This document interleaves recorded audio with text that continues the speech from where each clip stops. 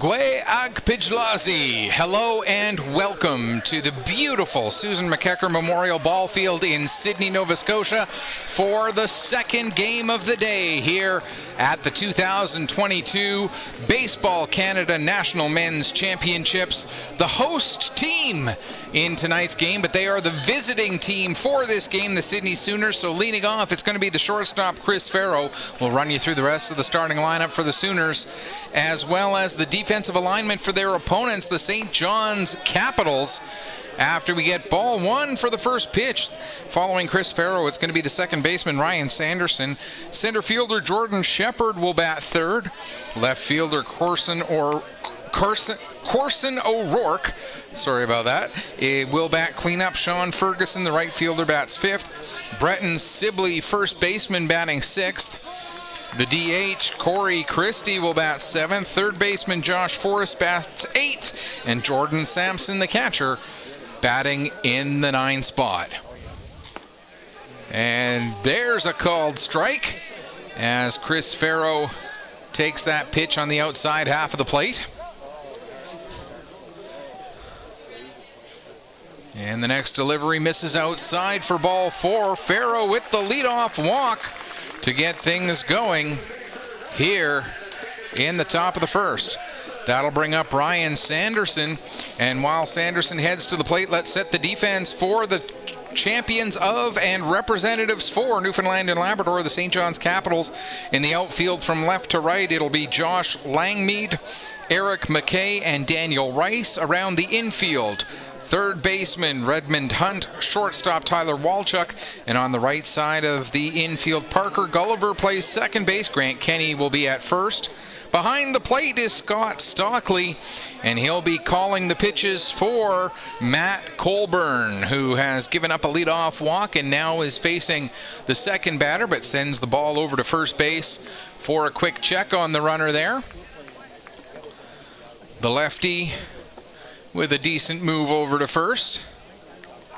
And another move over, making sure that Farrow's not going to get too far away from that first base bag. Both of these teams playing their first games of the tournament. We'll run you through the scoreboard earlier today, and they've got Farrow picked off, but note they're calling a balk. And so Farrow will advance on the balk. Little bit of a stutter step there by the pitcher, Matt Colburn, and that ends up moving Farrow up to second base.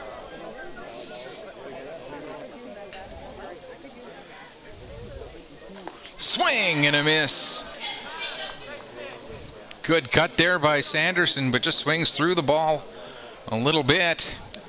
We'll run you through the scores from earlier today, as well as keeping you up to date on the game being played over at Jerry Marsh Field over in New Waterford, not too far from here. We'll give you updates on that score throughout the evening. A beautiful night for baseball here in Sydney. We were concerned that the weather might not cooperate, but it has done a 180 turn and has given us a beautiful day. There's a strike called to Sanderson. 2-2 the count.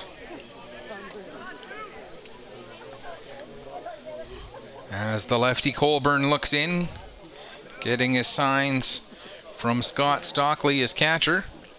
Takes a little too long, so Sanderson steps out.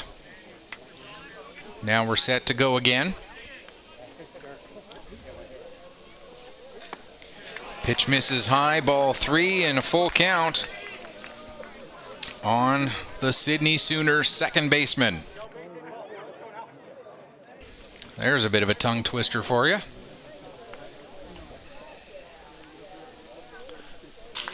Grounder down to second. That'll move the runner over to third as the ball gathered in by Parker Gulliver. He plays it over to first base for the first out of the inning.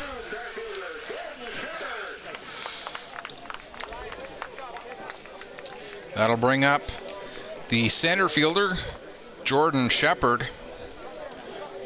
And the story of our game here on this field earlier today was runners on third not coming in to score. Dartmouth Mooseheads had a runner on third 3 times in the first 5 innings, could not convert any of those 3 times, and ended up losing 1-0 on a walk-off home run. Swing and a miss there by Shepard to the first pitch that he saw. The walk-off home run from Chris Norkie, giving the Elmwood Giants out of Manitoba the victory. That one sent high in the air. Foul territory behind.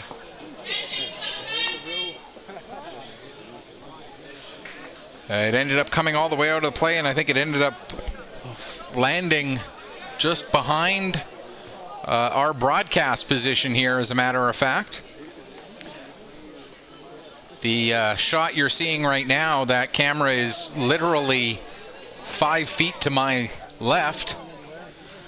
Pop up high in the air, and ended up causing a little bit of trouble for Gulliver, but he was able to get underneath it and make the catch for the second out of the inning. That'll bring up Corson O'Rourke. And as I was saying, the Elmwood Giants with the 1-0 victory over the Dartmouth Mooseheads in the opening game on this field. The opening game over at Jerry Marsh Field, the complete opposite end of the spectrum. It was a 10-run rule finish after just 6 innings, as there's an opening strike pitch to Corson O'Rourke, as the Prince Edward Island team representing the New Brunswick League. They're the only team based out of PEI, so they play in a league based in New Brunswick all season. They were the champions of that league, so grounder down to second, over to first in time, so a leadoff walk does not come back to hurt Matt Colburn, and at the end of half an inning, we'll head to the bottom of the second with no score, no runs, no hits, no errors, 1 runner left on base. And it will be St. John's coming to bat for the first time in the bottom of the first inning. And just finishing off the PEI Islanders, PEI Goodies Auto Body Islanders, with the victory over the team representing British Columbia, the Kamloops Sun Devils, by a score of 10-0 in 6 innings in that one. And the other game in the bottom of the first right now, the Edmonton Cubs and the Windsor, I lost it for a second, Windsor Stars, there we are. They're in the bottom of the first as well, and still no score in that one. As St. John's Capitals get ready to come to bat for the first time, we'll run you through their batting order. Leading off, it'll be the center fielder, Eric McKay. Batting second, the shortstop, Tyler Walchuk. Batting third, playing first base, Grant Kenny. Batting fourth, the third baseman, Redmond Hunt. In the 5 spot, it'll be the DH, Alex Walsh. 6th is Daniel Rice, the right fielder. And then 7, 8, 9, Parker Gulliver, the second baseman. Catcher, Scott Stockley. And left fielder Josh Langmead. Setting up the defense for the visiting team in this game, but again the host team in the tournament, the Sydney Sooners. Outfield from left to right is Corson O'Rourke, Jordan Shepard, and Sean Ferguson. Infield, playing first base, is Breton Sibley. Second base, Ryan Sanderson. Third base, Josh Forrest. And the shortstop, Chris Farrow.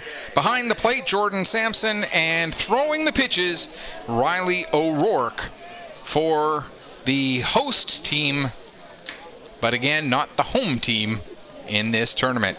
Eric McKay leading off, his first plate appearance of the tournament, his team's first plate appearance of the tournament. And the first pitch taken for a strike.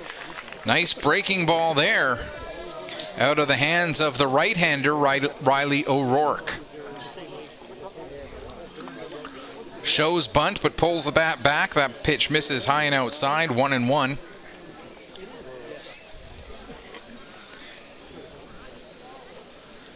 Here comes the 1-1 from the righty. That'll miss inside, and the count goes to 2-1.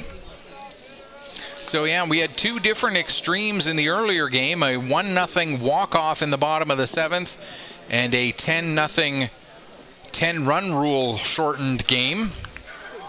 That one fouled back into the netting, and the count goes to 2-2. So it'll be interesting to see what we get today. These are 2 very good ball clubs, although really, we're talking about 8 teams that have had to work their way to get here. And yes, the Sooners are the host team, but we're going to talk about how close they came to coming in through the front door. That pitch doesn't miss by much, and the count runs full on McKay. We'll talk about how each of these 2 teams got here in a moment, or a little later this evening. Swing and a miss there by McKay, and it's the first strikeout of the evening for Riley O'Rourke. That'll bring up the shortstop, Tyler Walchuk.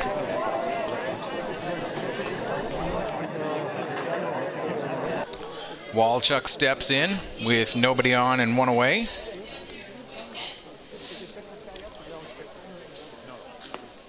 Takes the first pitch for a strike, and the count 0-1. A lot of power behind the stride of O'Rourke. That's one thing I'm impressed with early on with him. You see that push-off leg giving him a lot of power towards the plate. And for O'Rourke, probably a little bit of an advantage that he's more familiar with this field than any of the other pitchers would be. There's a ball sent down the third base line, a little bit over the head of Josh Forrest, enough for a 1-out single. That'll bring up Grant Kenny. Whoops, forgot to clear away the base runner from the bottom of the last inning. In the event of a discrepancy between what you see on the scoreboard and what you know to be true, just remember that, human beings work the scoreboard, even though it is automated. And a swing and a miss there from Kenny, as the bearded first baseman standing in with 1 on and 1 out here in the bottom of inning number 1.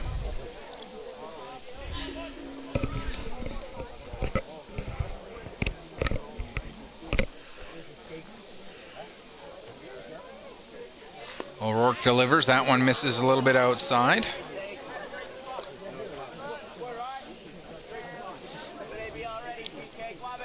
The Sooners playing Kenny pretty much straight away, both in the infield and outfield. A little bit shaded towards right, but that one ends up going into left field. Able to get over and get under the ball in time is O'Rourke for the second out of the inning. That'll bring up Redmond Hunt, the third baseman. The third left-hander in the first 4 batters in the order for the Capitals. A heavily left-handed lineup, it looks like, or at least the top of the order is. Facing a right-handed pitcher.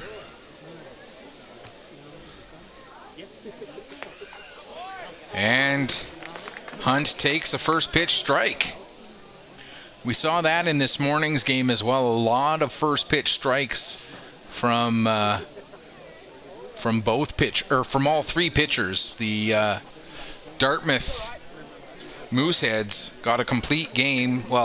6 2/3 innings out of Cody Schreider. He gave up the game-winning home run with 2 outs in the bottom of the 7th. That ball is going to end up getting away from the catcher, Jordan Sampson, and Walchuk able to move down to second base.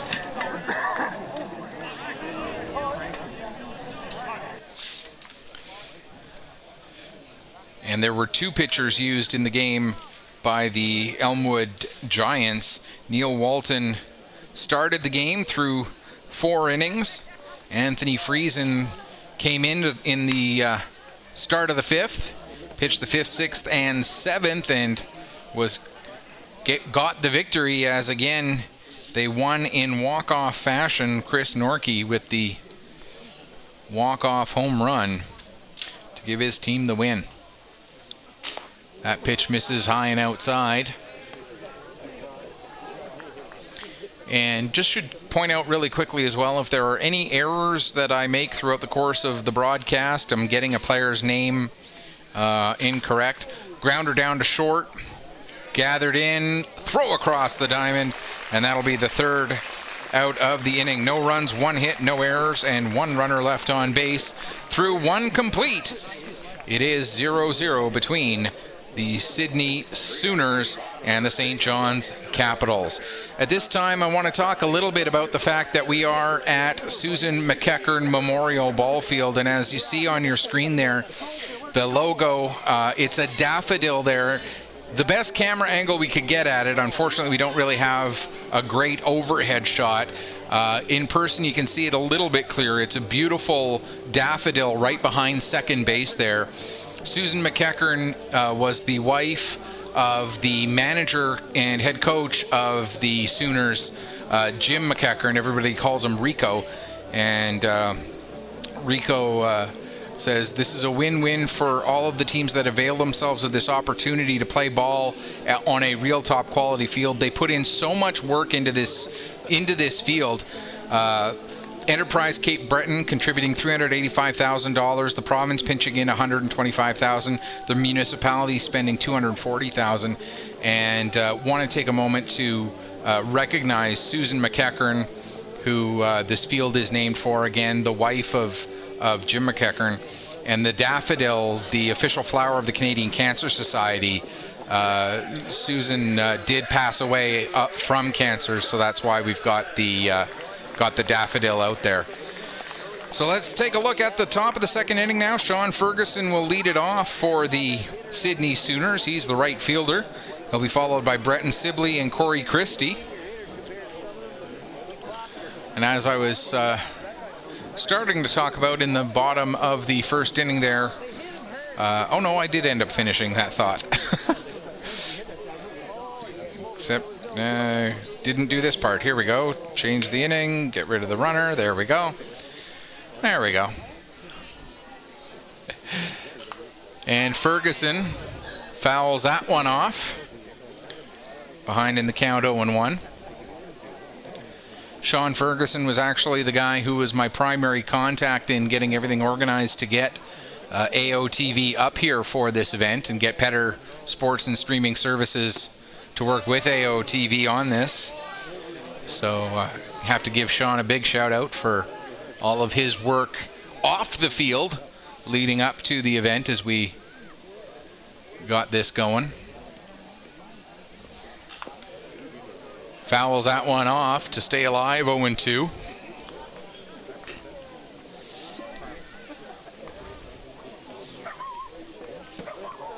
And I want to take an opportunity to thank the Sooners and the host organization for having us up here this week. It's been a ton of fun already. As Ferguson lets that one come a little bit too far inside on him, catches him up in the bicep, and he'll get first base on the hit by pitch. That'll bring up the first baseman, Bretton Sibley. Ferguson, no stranger to taking hits to get the job done as well. He's a two-sport athlete. Played for the junior minors in Junior B hockey. And I got to know him quite well through that as well. Whenever the minors would come down to Trenton Arena down in Pictou. As Sibley takes a first pitch strike. And Ferguson, just like he stood in and took that hit on the arm, he was always willing to take a hit to make a play as a hockey player as well. Swing and a miss. Strike two there on Sibley as Colburn ahead in the count here, 0-2. Oh, runner on first. There we go.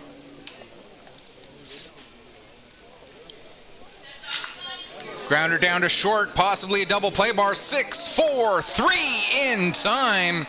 Walchuk to Gulliver to Kenny.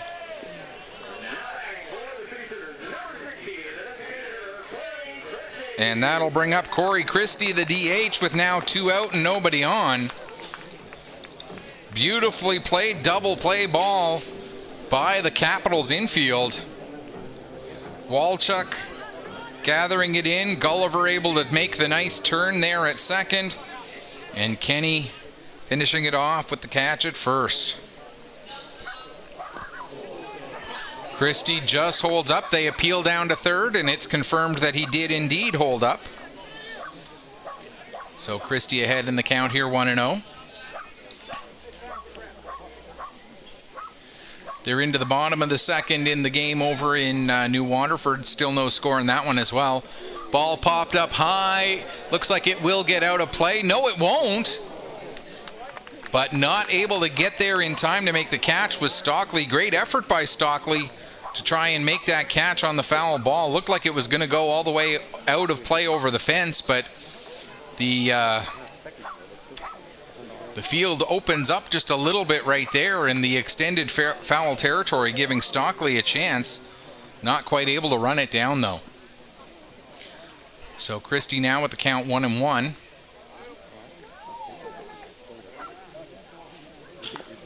Grounds that one, pulling it foul down the first baseline, and the count 1-2. Josh Forrest, the third baseman in the on-deck circle. As we play here in the top of the second inning of this second game of the day here.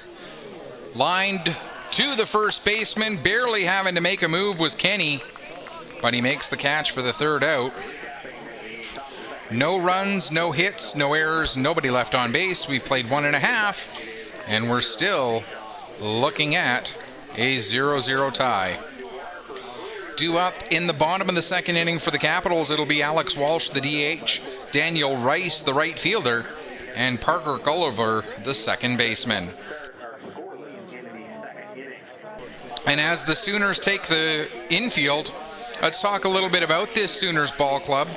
Yes, they got in here by virtue of being the hosts, but like I mentioned a little earlier, they almost walked in through the front door, as the saying goes, losing the championship tournament, or the championship series rather, of the Nova Scotia Senior Men's Baseball League to the Dartmouth Mooseheads. And of course, the Mooseheads are in as the Nova Scotia champions, so if the Sooners had won, they would have been Nova Scotia champions, but still Dartmouth would have come then as the Nova Scotia representative. But it's been a while trying to get this tournament here to Sydney. The Sooners were actually chosen to host the 2020 Senior Men's National Championships, and then of course, thanks to COVID, wasn't played in 2020, wasn't played in 21, and so now we're having it here at this beautiful facility in 2022. Sooners are 4-time Nova Scotia Senior Baseball League champions, 3 of those 4 in the last 10 years. They have 9 junior age players on their Nationals roster. And Corey Christie, the DH who batted there to end the second inning, the oldest player for the Sooner and longest running active Sooner, Corey Christie, 41 years old. Alex Walsh takes a pitch outside. He's the DH for the St. John's Capitals. Takes a strike there, and the count goes to 1-1.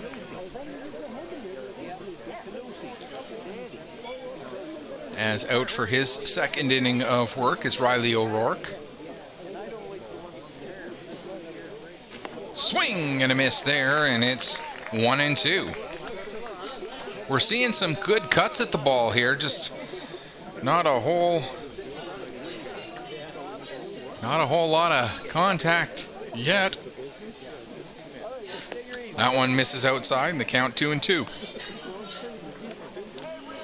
Got to mention, if you are watching from within the Sydney area, 2 more games tomorrow here at this ball field, 2 more games as well over in New Waterford. If you have a chance to get down to the ballpark, make sure you do so. It's a beautiful facility here. Not that we don't want you watching the games with us. We appreciate having you online with us. We certainly do. But if you get a chance to come down and enjoy a game here at the ballpark, it's a great facility. That one misses low, and the count now full, 3-2. And make sure you check out my Facebook page, facebook.com/PetterSports, and you'll get the list. There's a walk. You'll get the list of all the games that we will be covering throughout this tournament. We'll be doing every game that's at the Susan McEachern Memorial Ball Field. Unfortunately, we won't be able to do any of the games from the other field, of course.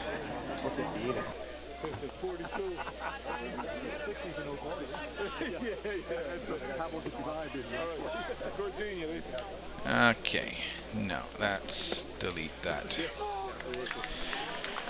The only unfortunate thing about going to my Facebook page, because I am talking about games that are being broadcast online, these bots keep trying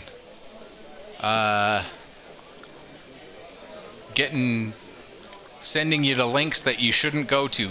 The only link you should follow is the link that is in the post itself, the AOTV link. So tell your friends that if they're checking out my Facebook page, not to use any links in any of the comments. Use the link that is in the pinned post at the top of my page.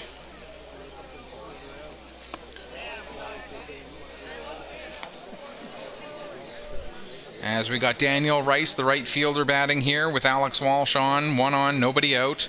Bottom of the second inning.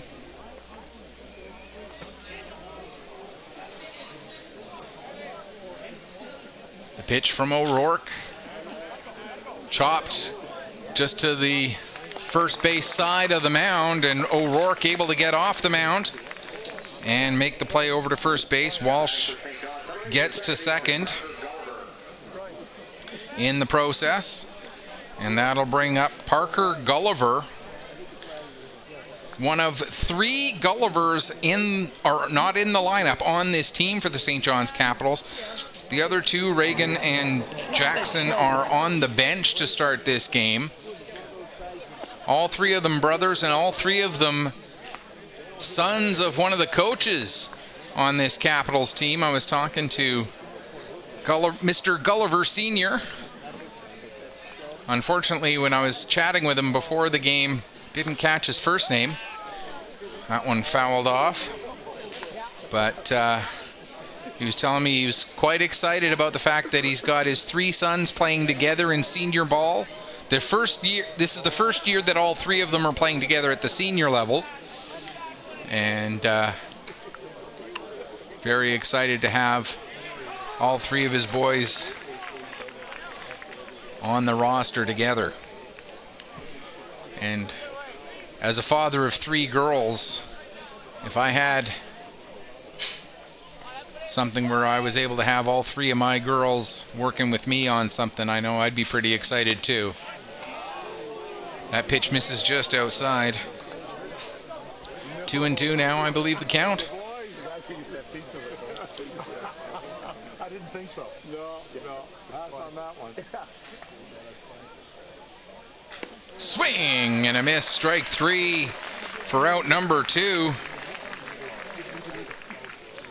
Second strikeout for O'Rourke, and that'll bring up the catcher, Scott Stockley. So Stockley steps in with a runner on second and and 2 away here. Whoops, not 3, 2. There we go. That pitch misses just a little bit inside and maybe a touch high. 1-0 the count.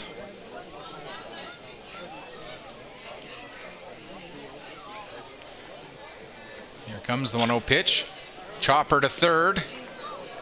And a good strong arm across the diamond there from Josh Forrest.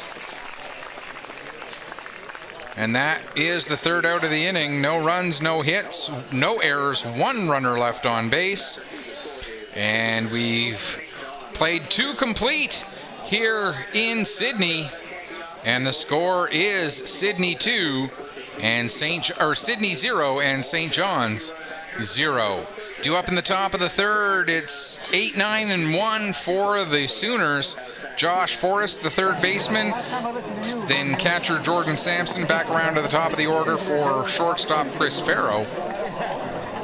Coming up against these St. John's Capitals. And as the Capitals take the field, we'll Tell you a little bit about this franchise. They were established back in 1947 and won the 2021 St. John's Amateur Baseball Association Provincial Champions, or they won the provincials in 2021 to earn the right to come here to Sydney in 2022.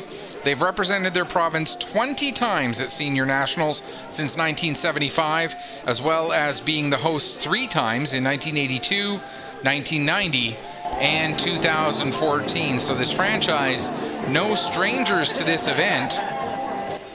20 appearances in the last 47 years. Doing the math real quick in my head, that's about, actually, if you take out 2 of the years that didn't have a tournament, so 20 times out of 45 tournaments, doing the math real quick in my head, that's 44% of the nationals that have been held since 1975 have had the St. John's Capitals in the field. That's a pretty impressive run for this franchise. Josh Forrest, the third baseman, leads off. Made the nice play to finish the bottom of the second, and now takes the first cuts of the top of the third, and fouled off the first pitch back into the netting for an 0-1 count.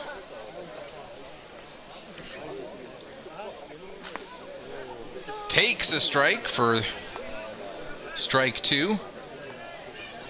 As I look over at my computer screen to see the update from Jerry Marsh Field, the Edmonton Cubs and the Windsor Stars still scoreless. They're in the bottom of the third now. That pitch misses inside, and the count 1-2.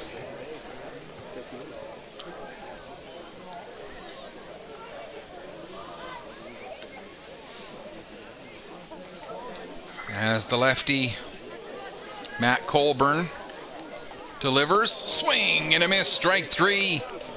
First strikeout for Colburn here this evening. And that'll bring up the catcher, Jordan Sampson, with 1 away here in the top of the third inning.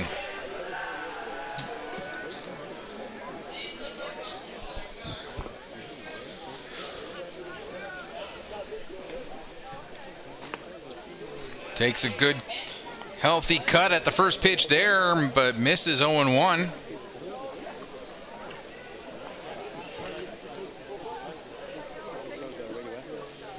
Here comes that 0-1 pitch. That'll miss outside, 1-1.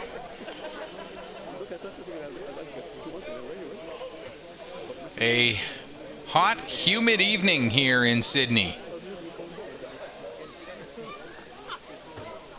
Swing and a miss, strike 2. 1-2 now the count. We were concerned there was the potential for thunderstorms in the forecast, but looks like we got away with it. Got away without them. That pitch just missed low, I think, and the count now 2-2.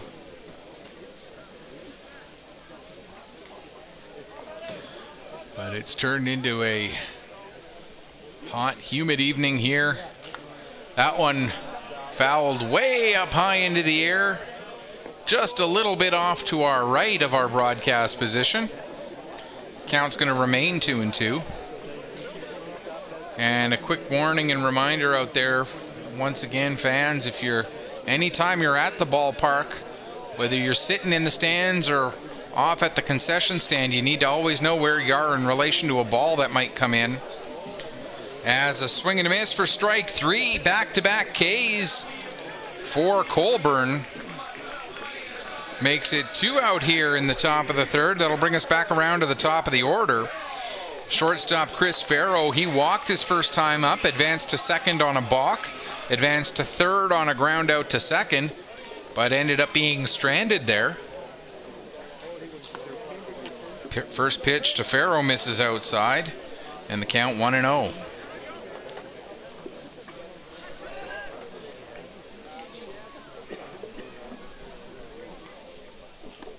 That one will miss inside now, and the count 2-0.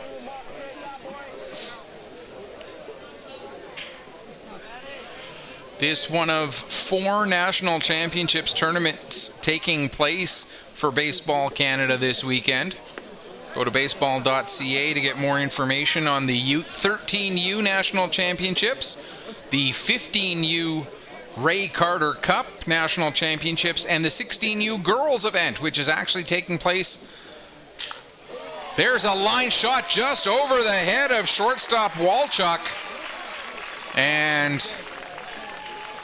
a 2-out single for Faro keeps the inning going. That'll bring up Ryan Sanderson. He grounded out to the second baseman his first time up, to Parker Gulliver. At the time, that was able to advance Faro over to third after Faro had gotten to second on the balk. This time, no outs to play with in the inning, though, as they're already 2 away. Runner going, pitch high and inside, throw down to second, and he just is able to slide in under the tag. So Faro with the stolen base, gained second on his own this time.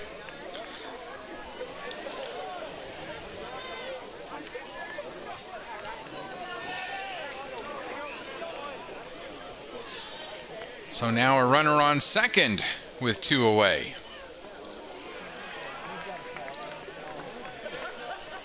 That pitch misses and it's 2-0.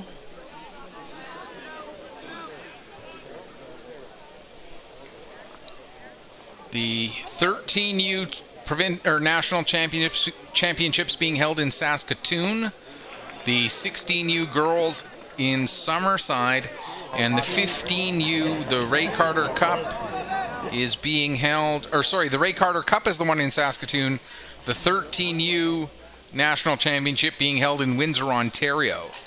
And again, go to baseball.ca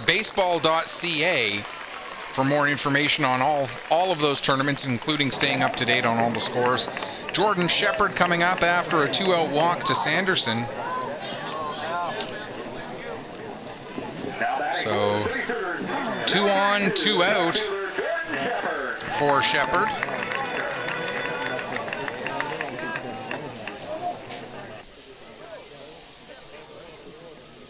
As Shepard with a chance to break the goose eggs in this one. Stepping off the mound and getting things settled down a little bit, though, is Colburn. Now he'll settle back in.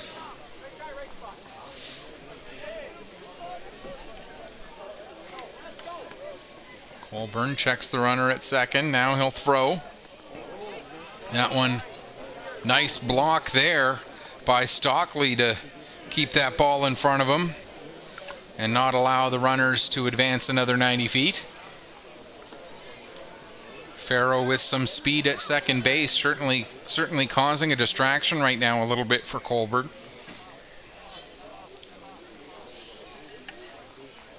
And now Colburn steps off again, walks Faro back to the bag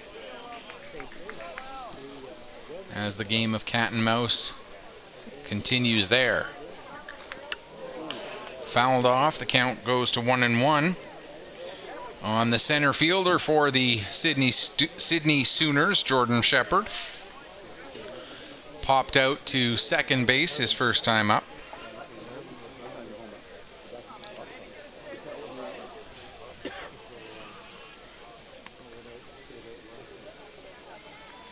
Here's the pitch, and that one is going to get away from Stockley. Both runners will advance.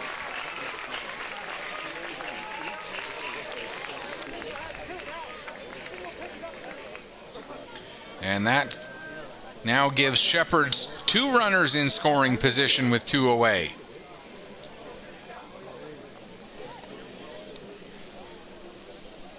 And we saw this affected Dartmouth in their opening game. They ended up stranding 7 runners overall. All 7 of them stranded in the first 4 innings. 3 times in those 4 innings they had a runner on third base. So Sydney hoping that they do not end up like their Nova Scotia counterparts in this one. And that one's going to miss low. Ball 4 to load the bases. So with 2 outs, after getting 2 outs on the first 2 batters of the inning, a single and 2 walks has loaded the bases for Sydney. And Matt Colburn in a bit of trouble here. We'll see if he can work his way out of it. First pitch misses high to Corson O'Rourke. He grounded out to second to finish the first inning. But O'Rourke this time comes up with 2 out, but this time he's got the bases juiced. And sends that one out to right field, but almost directly at Daniel Rice. Rice had to take about 2 or 3 steps back, and that was it. And Rice gets the 3rd out of the inning. So no runs on 1 hit, no errors, 3 runners left on base, and through 3 innings, the Sooners have now left 4 runners on. And we'll head to the bottom of the 3rd. Due up for the St. John's Capitals, it's 9-1-2. Josh Langmead, the left fielder, Eric McKay, the center fielder, and shortstop Tyler Walchuk. And don't know if my microphone picked it up or not, but the in-house announcer just mentioning the sponsorship of the Toronto Blue Jays and their support of Baseball Canada and all of its programs. And of course we want to thank the Blue Jays as well for supporting everything that Baseball Canada does. And are we seeing a lineup change here possibly for St. John's? The coach for St. John's is having a quick chat with the umpire here. Perhaps just double checking something.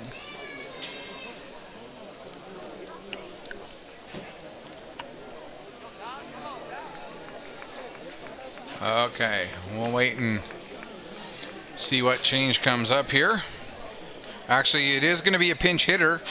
So Mike O'Neill will come in and hit for Josh Langmead.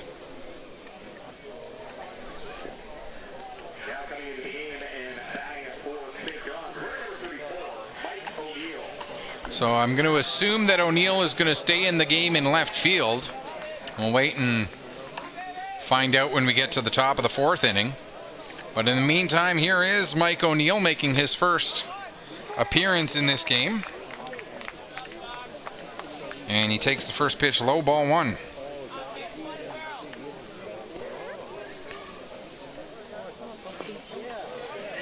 Checks his swing and the appeal down to first base. No, he did not go.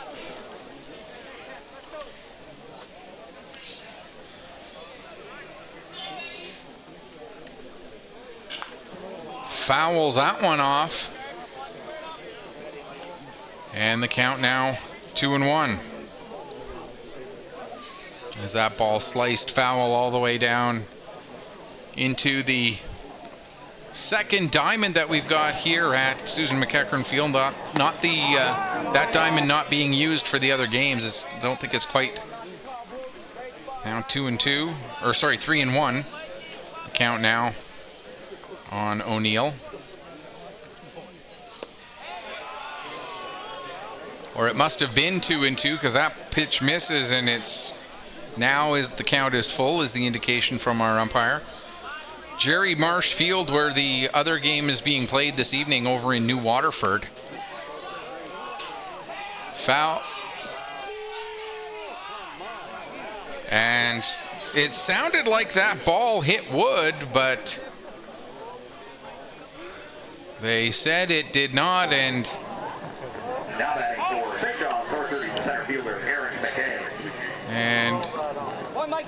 Now we're going to get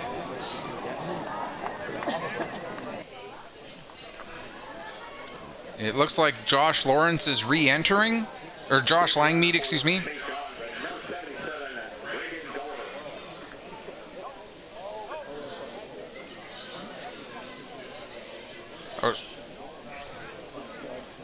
Or sorry, O'Neill coming out for a pinch runner, and that is number 14, Reagan Gulliver. So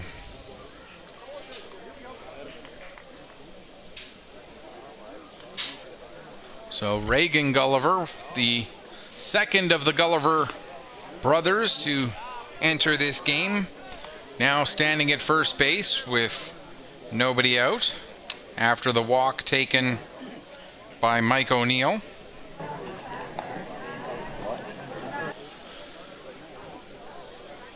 And an update, they're into the top of the fourth inning over in New Waterford, and the Windsor Stars lead the Edmonton Cubs 1-0. Bunt laid down by McKay, but not close enough to the plate, able to get down there and make the play from third. Josh Forrest getting the lead runner at second.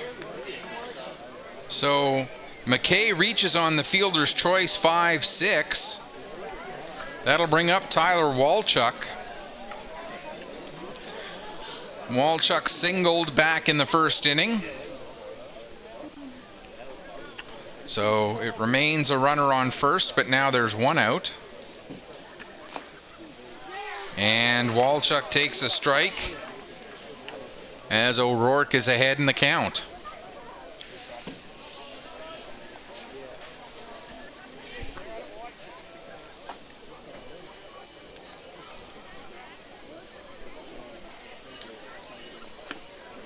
That one catches the outside corner, and it's now 0-2.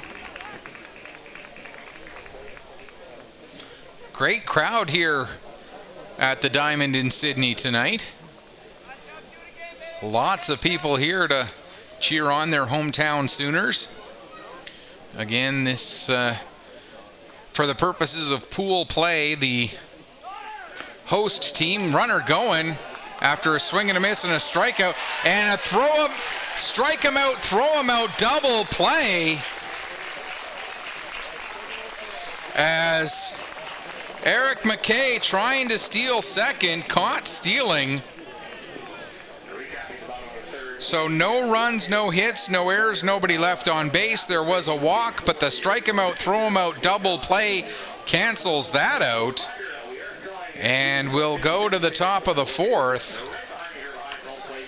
And we're still looking for the first run of this ball game. We've now had 10 innings here at Susan McEachern Memorial Ball Field. Between the game earlier today and this one, well, we were one out away from finishing the seventh inning in this afternoon's game. But we've, for all intents and purposes, played 10 innings, and we've had one run. But we have seen some great baseball. Like, that's the part that I am so impressed with.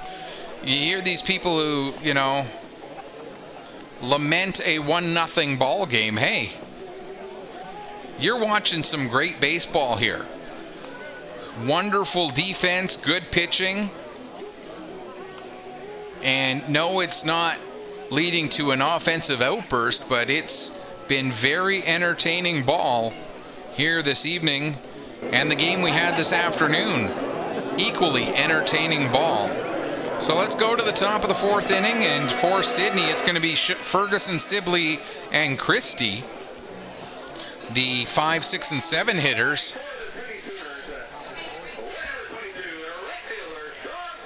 Sean Ferguson, the right fielder, hit by a pitch his first time up. Ended up being canceled out on a double play ball.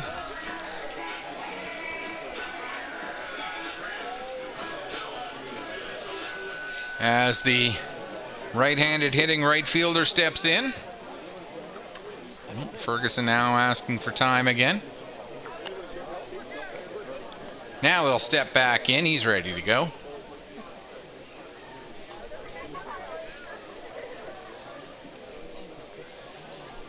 And here's the first pitch delivered to Ferguson. That'll miss high, ball 1.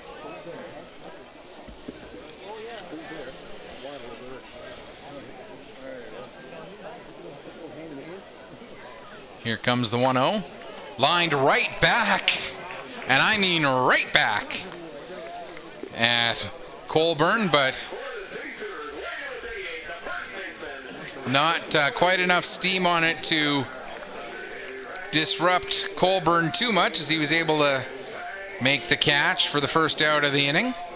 That'll bring up Breton Sibley, the first baseman. He grounded into the double play, the 6-4-3 double play, his first time up.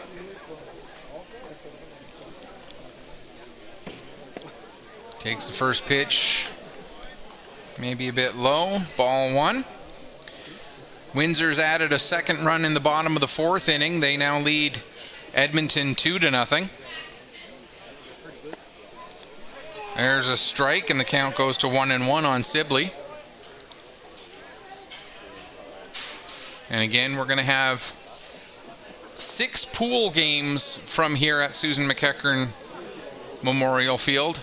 And then all of the playoff games will be here at this field. So we'll have both quarterfinals on Saturday night, or Saturday afternoon, and then Saturday evening. We'll have both semifinals Sunday morning and Sunday early afternoon. We'll have the bronze medal game later on Sunday afternoon. And then Sunday night we'll bring you the national championship game. 7:30 first pitch scheduled for the game between 2 teams to be determined. Ball 4 there to Breton Sibley as he takes the 1-out walk. That'll bring up Corey Christie. Christie, first time up, he lined out to first base. So this time comes up with 1 on, 1 out. With Sibley at first.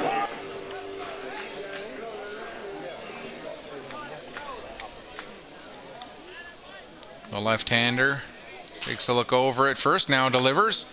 That one skied into the night sky in shallow left field, coming. Bit of a miscommunication there between the left fielder and the second baseman, but because the ball fell in, they were able to get the lead runner, Sibley, who had to hold up and wait to see if the ball was going to get caught. So the putout, I believe it was 7-6 on the putout, and Corey Christie reaches on what is technically the fielder's choice. And so that'll bring up Josh Forrest. So still a runner at first, but now 2 away. Forrest struck out his first time up, one of 2 strikeout victims so far on the evening for Colborne. Fouls that one. It'll stay in, play enough, and over to make the catch is the first baseman, Grant Kenny, for the 3rd out of the inning. So the 1-out walk, no harm, no foul, no runs, no hits, no errors, 1 runner left on base. Sydney have now left 5 runners on base through 4 innings. And we'll go to the bottom of the 3rd, or bottom of the 4th, excuse me. Still scoreless. And Kenny, after making the 3rd out of the inning, will lead off the bottom of the 4th, followed by Redmond Hunt and Alex Walsh.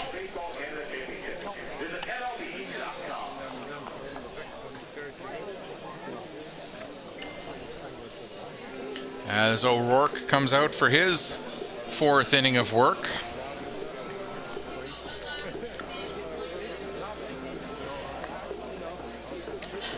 And just gonna, no, I'm not gonna be able to check that.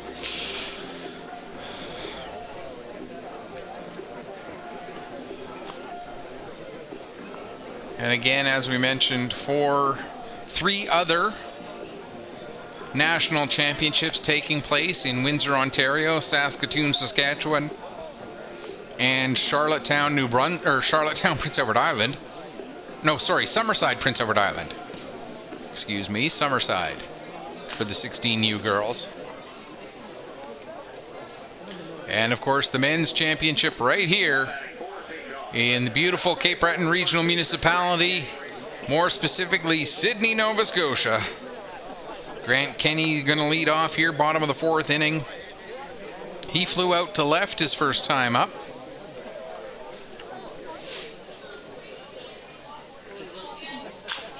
Grounder to short, gathered in by Farrow across the diamond in time. 1 pitch, 1 out. That'll bring up Redmond Hunt. He grounded out to short his first time up.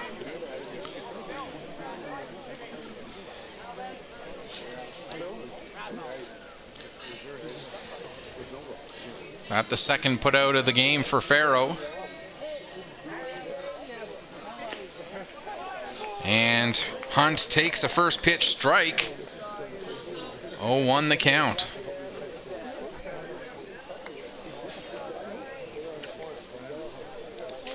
That one misses inside. Count goes to 1-1.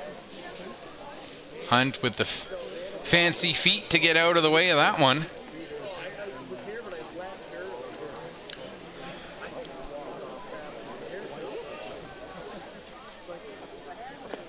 That one misses outside now, and the count goes to 2-1.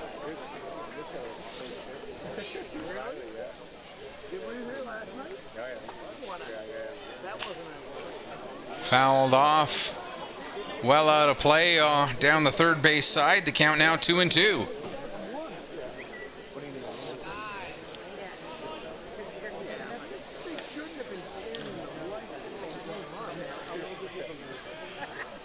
Here comes the 2-2 pitch. That misses high and it runs full. So the third baseman here with a full count, 1 away. Bottom of inning number 4. And with offense at a premium at this point, Hunt able to take ball 4 there. A few of the Sooner faithful disagree with the man in black behind the plate, but don't think they're going to be able to change his mind. That'll bring up Alex Walsh. He walked in the bottom of the second, his first time up. I have yet to find an umpire who will change their call based on how the fans feel. That pitch misses outside, ball 1. Which is probably a good thing, because if an umpire will change his call based on the fan reaction, that's just a recipe for disaster. So that one just getting enough of it to send it foul was Walsh. He had to reach to get a piece of that ball. It was a little bit late on the swing. Fought it off, and it's now a 1-1 count. 1 ball, 1 strike, 1 on, 1 out. Aces wild instead of deuces.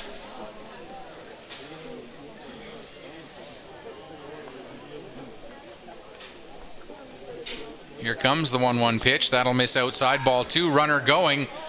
And a bit of a miscommunication between the shortstop and second as to who was going to cover. And the ball ends up going out to center field, but not far enough for Hunt to be able to take third. Don't know that the throw would have gotten there in time anyway from Sampson.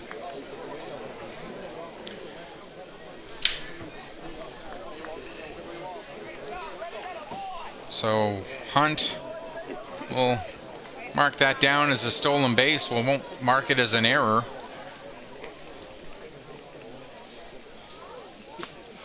There's a strike, and the count now 2-2. Maybe there was a bit of a mental error there, but not an error that you can put on your sheet.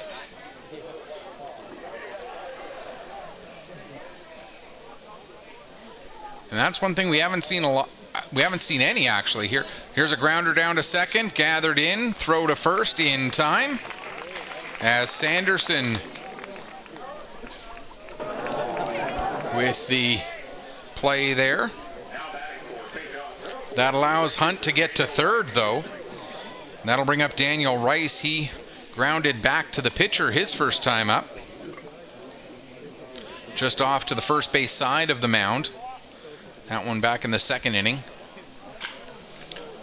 Sends it just down the third base line, but just foul.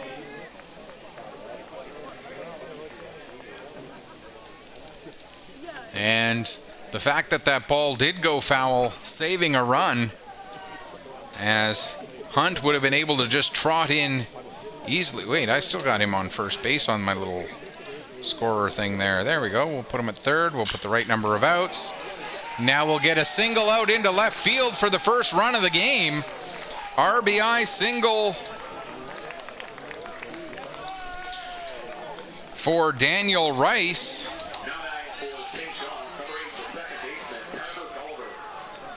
And it's 1-0 for the St. John's Capitals.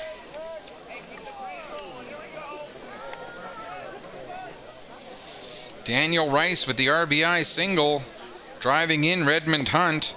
That brings up Parker Gulliver.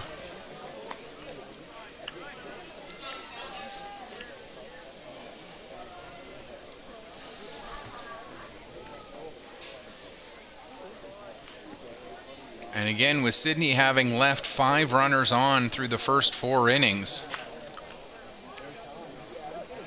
is this going to be a case of missed opportunities for the Sooners?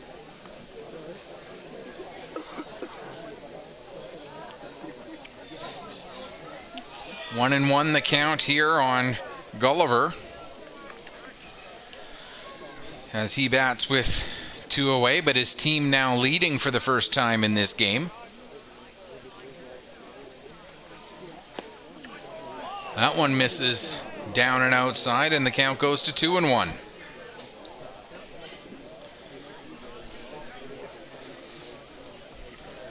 The Sooners' next game tomorrow evening will be streamed here,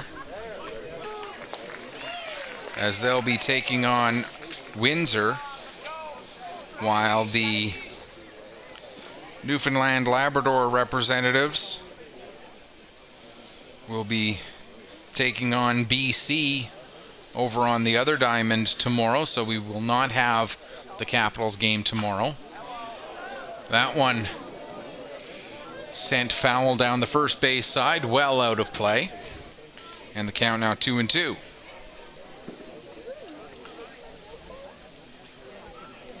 If memory serves, we do have the Caps again. No, we don't. This is our only game with the Capitals in pool play. But again, if they make the playoffs, we'll have every playoff game here. That one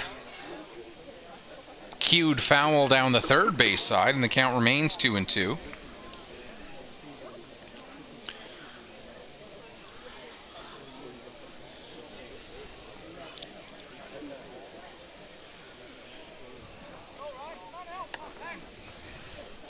Bottom of inning number 4 here. St. John's Capitals leading 1-0 over the Sydney Sooners. And a called third strike. Catches Gulliver looking. 4th strikeout for O'Rourke. But he does give up 1 run on 1 hit, no errors, and 1 runner left on base. And we'll head to the top of the 5th. And due up for the Sooners in the top of the 5th. It'll be 9-1-2. Jordan Sampson, Chris Farrow, and Ryan Sanderson.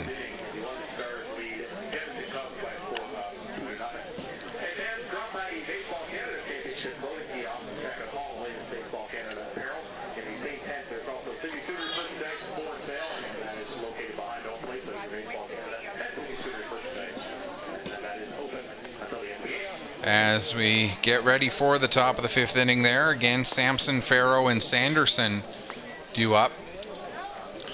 And again, a quick update in the top of the 5th inning. Still 2-0 for Windsor over the Edmonton Cubs.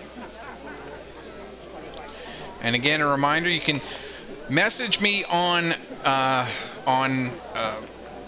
Twitter. That's what it's called. Message me on Twitter. It's at PetterPC_sports. That's Petter, P-E-T-T-E-R, as in my last name, Michael Petter. Don't know if I introduced myself at the beginning, but if I didn't, I apologize. I am Michael Petter, and thank you so much for tuning in wherever you're joining us from. Whether it's from somewhere here within the Sydney area, over on the Rock, or anywhere else from coast to coast to coast here in this beautiful country. Jordan Sampson coming up. He struck out his first time up, one of 2 strikeout victims so far for the lefty from the Capitals, Matt Colburn. Swing and a miss on the first pitch from Sampson, or to Sampson, and it's 0-1. So again, that Twitter handle at Petter, PETTERPC_sports. You can also reach me through Facebook. That one slicing foul, and it ends up in the stands on the third base side, deep out in left field. 0-2 the count now on Sampson. And the Facebook page, facebook.com/Petter Sports. Again, PETTER Sports. And we do very much appreciate you tuning in on AOTV, Petter Sports and Streaming Services, working with AOTV for this event.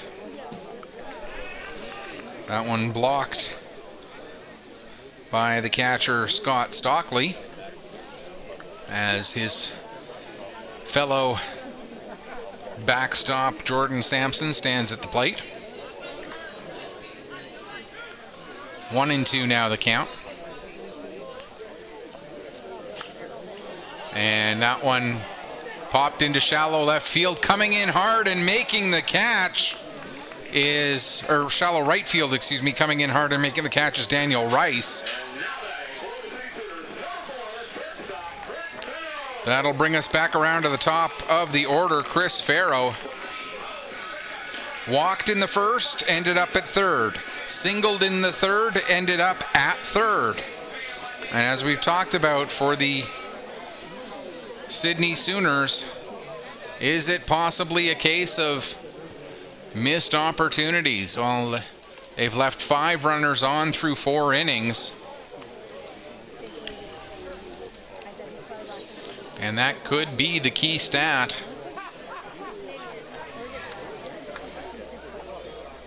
It was definitely the key stat in game number 1 here today. Swing and a miss there from Farrow. As the Dartmouth Mooseheads left 7 runners on through the first 4 innings. And 3 times had a runner on third base. Ended up losing the game 1-0.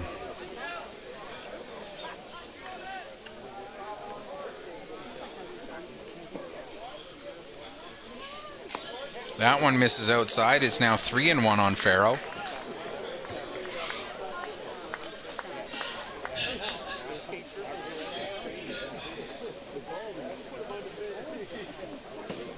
As the shortstop stands in. Here comes the 3-1 pitch. That'll miss ball 4. And for the 3rd straight plate appearance, Farrow will get on base. That brings up Ryan Sanderson. He's 0 for 1 with a walk. Grounded out in the first, walked in the second. Walked in the third, my apologies. Ended up being stranded at second base in that inning.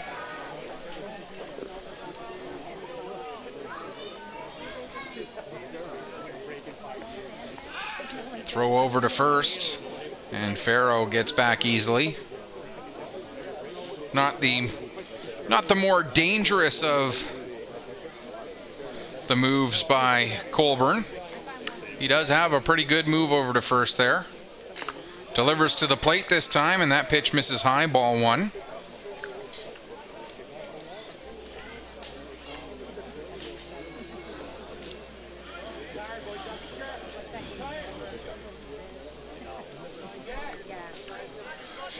The Edmonton Cubs have put up a run in the top of the fifth. They're now down 2-1 to the Windsor Windsor Stars. My apologies. Another throw over to first to check on Farrow, and he gets back easily.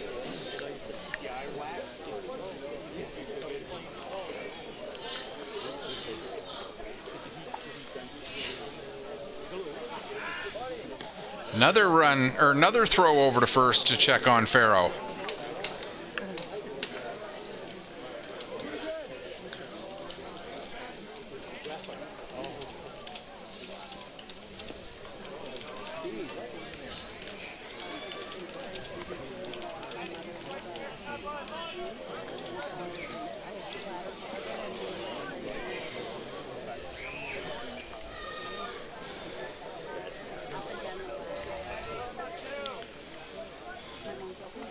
One on, one out. Pitch delivered, and that one chopped foul.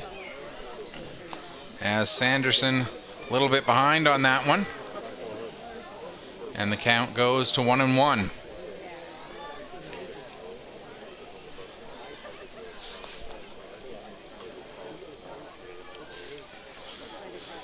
Right now, Farrow very much in the mind of Colborne. 4 or 5 throws over so far. That one fouled back and out of play.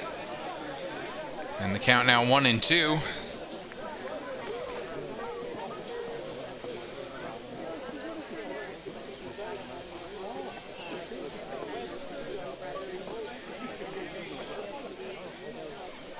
Another throw over to first, and Farrow back easily again.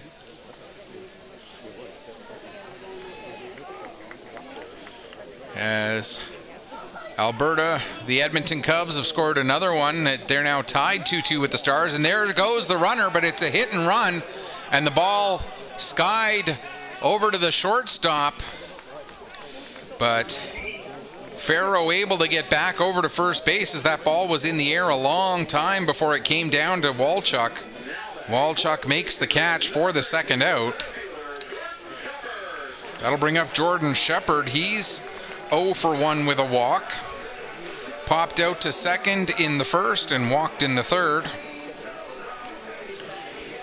As Farrow remains at first base.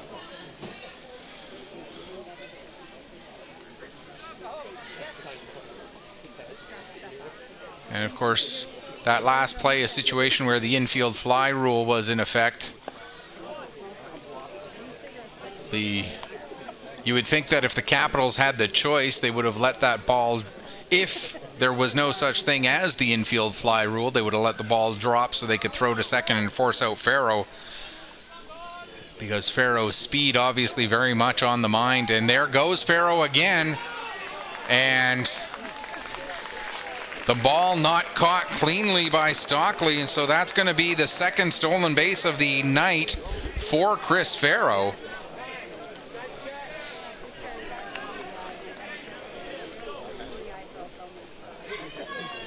Haven't really been able to see Sanderson's speeds, whether it would have been the same, but certainly you would think that the Capitals would have, again, if there was no infield fly rule, would have preferred to have Sanderson on base rather than Farrow. Swing and a miss there by Shepard in the count 1-1. But with the tying run in scoring position here,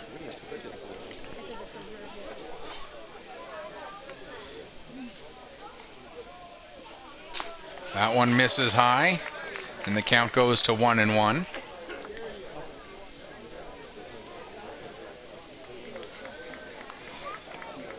Or sorry, 2-1, my apologies. I'm able to keep track of the count, I really am. I'm also able to keep track of where the runners are. There we go, hey.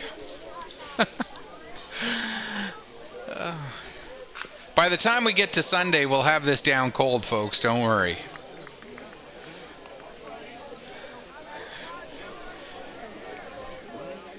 The game earlier today was my first time working with this particular type of scoreboard. And that's my story, and that's my excuse, and I'm sticking to it. So, still getting used to it a little bit here.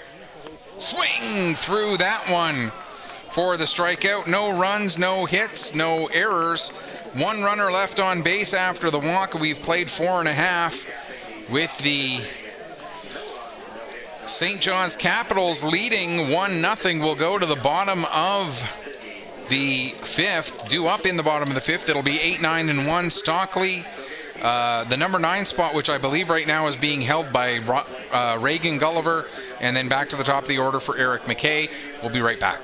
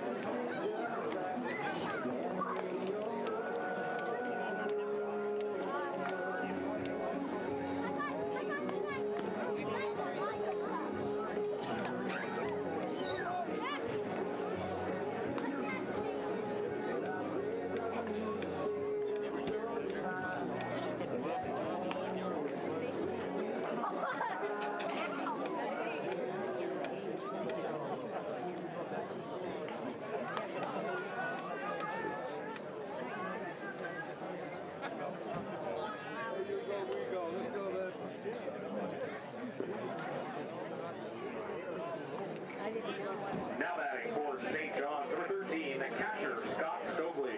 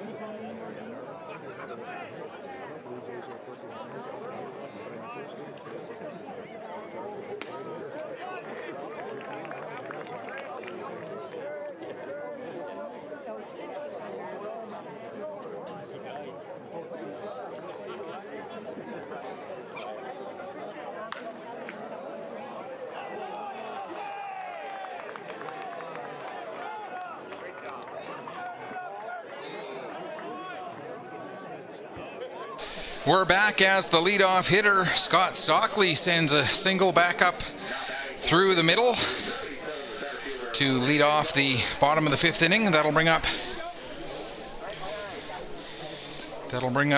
Regan Gulliver. Or sorry, it's going to be Greg Berry batting, I believe. Yes.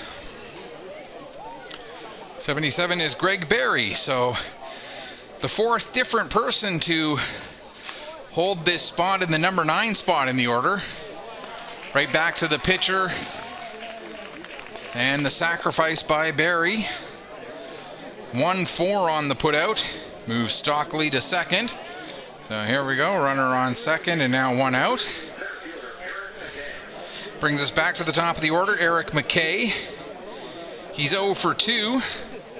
After striking out in the first, reaching on a fielder's choice in the third. And that pitch misses inside. It was an attempted sacrifice that ended up being the fielder's choice in that third inning. Another one misses inside as little bit of fog out in left field right now. Not a big surprise that we're getting some fog, as it has been such a humid day all day, and it still continues to be warm and humid here this evening.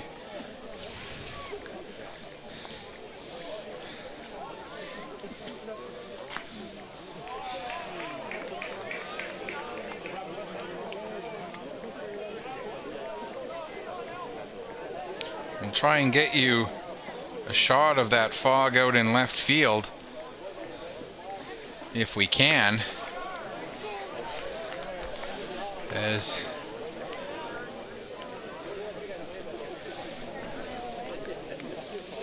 our mobile camera person, my wonderful wife Karen, operating our mobile camera over on the third base side. Doesn't look like it really shows what the how thick the fog is over there. It's not that thick as of yet, really, to be honest, but that one misses, and a walk now keeps the runner at second and puts runners at first and second. That'll bring up Tyler Walchuk. He's 1 for 2 with a single and a strikeout.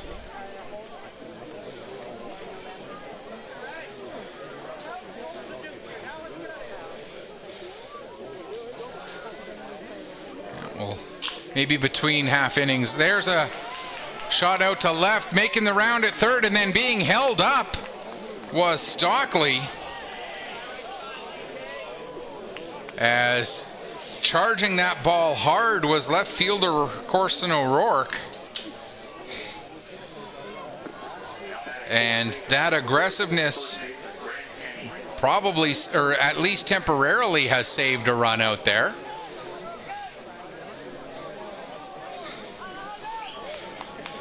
If we can,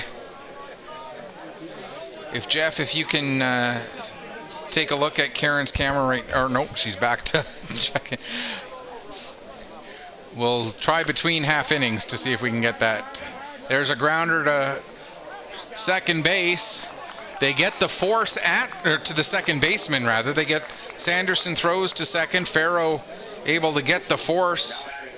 But Kenny does get the RBI, reaching on the fielder's choice 4-6 for the second out of the inning. That'll put runners at the corners, and a second run does come in. So it's now it's now 2-0 for the St. John's Capitals, as Scott Stockley comes in to score on the ground ball. Foul tip by Raymond Hunt, who grounded out in the first, walked and came around to score in the fourth. And the home team in the other game over in New Waterford, the Windsor Stars out of Ontario, put up 3 runs in the bottom of the fifth after the Alberta champions, the Edmonton Cubs, put up 2 in the top of the fifth, making it now 5-2 for Windsor.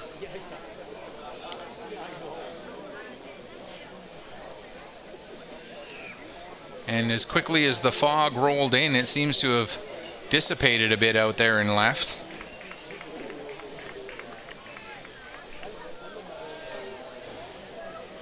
It is a warm, humid night here in Sydney. Runner going, and they caught the Sooners unawares there defensively. And Grant Kenny takes advantage.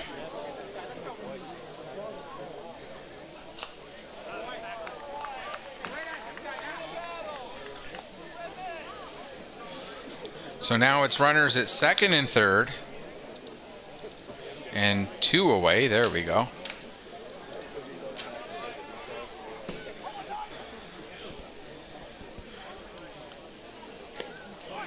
And Sooners fans and the Sooners themselves, I think, wanted that pitch, but they're not going to get it.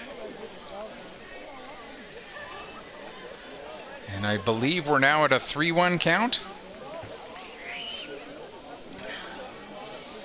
with runners going and all the other movement. I've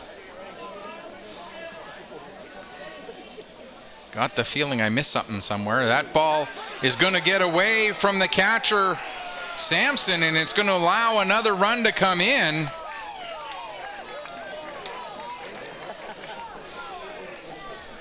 And Kenny getting to third on the play as well, so it's now 3-0. As 1 in the fourth and 2 in the fifth has given St. John's a little bit of breathing room. And as I'm looking down to check on things and then I look back up, the umpire had his fingers up to show the count. Ball popped up and it's going to drop in no man's land, just fair. And so Hunt will get an RBI single. Kenny comes in to score, and it's now 4-0.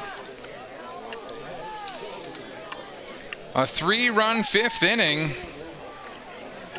with all 3 runs scoring on the second out and later. That'll bring up Alex Walsh, the DH. He walked in the second, grounded out in the fourth, and takes the first pitch strike here in the fifth. So Grant Kenny, who drove in the first run of this inning, Eric McKay comes in to score, and then Kenny comes in to score as well. That pitch misses low, 1-1 the count. O'Rourke still out there. And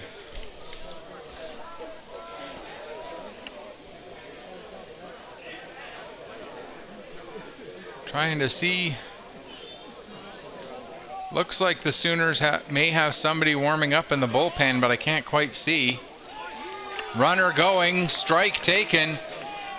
And again, the Sooners guilty of not paying enough attention to the base runners, as neither of the middle infielders were over to catch the bag there. And so Sampson had to just hang on to the ball. Couldn't throw it down because there was no one to throw it to. The next pitch fouled back, and it's going to remain 2-2.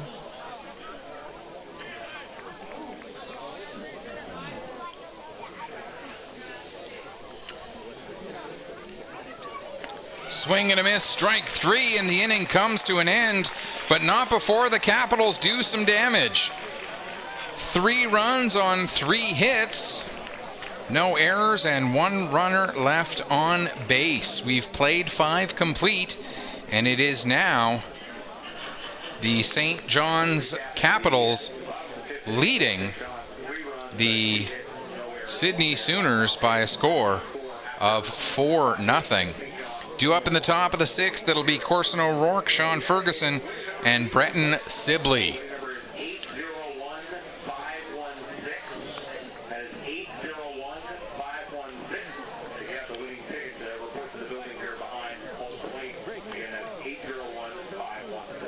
And so we'll head to the 6th. And of course, these are 7-inning ball games, as is the norm with amateur baseball.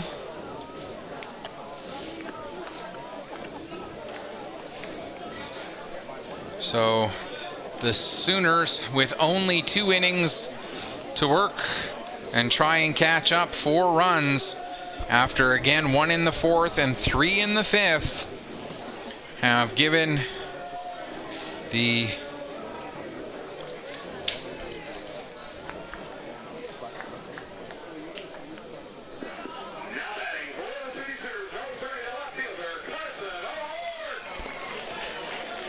So it's Corson O'Rourke, grounded out and flew out, so 0 for 2 on the day so far.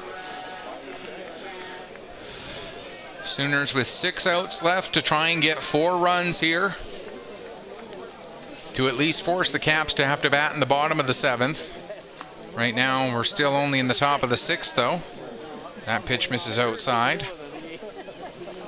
But a 4-run margin, a little bit more comfortable than the 1-run game it was certainly before the 5th inning.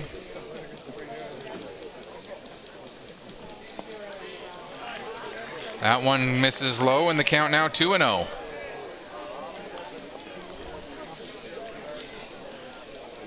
They're also in the top of the 6th over at the game in New Waterford, another section of the Cape Breton Regional Municipality, Jerry Marsh Field. And Windsor continues to lead Edmonton 5-2 there. There's a strike. And the count 2-1. It's O'Rourke, Ferguson, and Sibley due up here in the top of 6.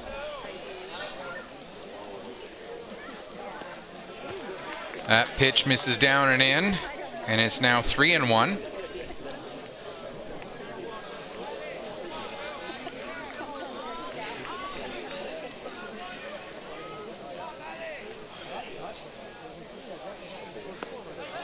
And there's a strike on the outside corner, and it's 3-2. And for Colborne and for this game, this could be a key pitch, keeping the leadoff hitter off in the top of the 5th, or top of the 6th, excuse me. O'Rourke able to foul that one off. And we'll do it all again.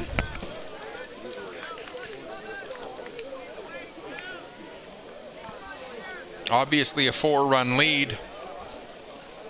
The tying run is always the one you focus on, and it's not even in the on-deck circle. Another one fouled off. But a leadoff walk or a leadoff hit certainly has a much different feel than a one out, nobody on situation. And that one misses, ball 4 up high. So the Sooners get what they need to try and get a rally started here. That'll bring up Sean Ferguson. He was hit by a pitch back in the 2nd, and he ended up lining the ball back to Colborne in the 4th.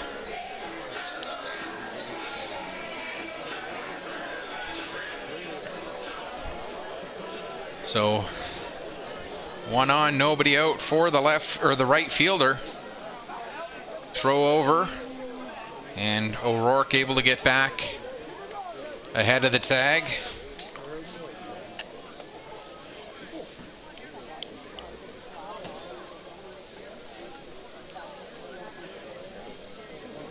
Colborne again, and that is much more a move there with the big knee kick, making it look much more like a delivery to the plate, but O'Rourke able to spot it and get back. Now the ball's delivered to the plate, and it's going to miss outside, ball 1. Oh, there's the breeze I was looking for. The flag's out in center, maybe at a perfect standstill right now, but I just felt a little bit of a breeze coming in through my window here. I'll take whatever I can get at this point. Of course, just as I say that, one of the flags starts moving a little bit. That pitch misses outside, 2-1 now.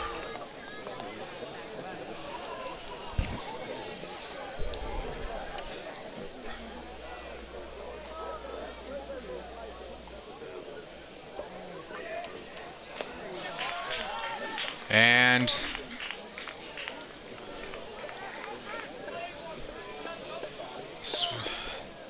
now a 2-2 count.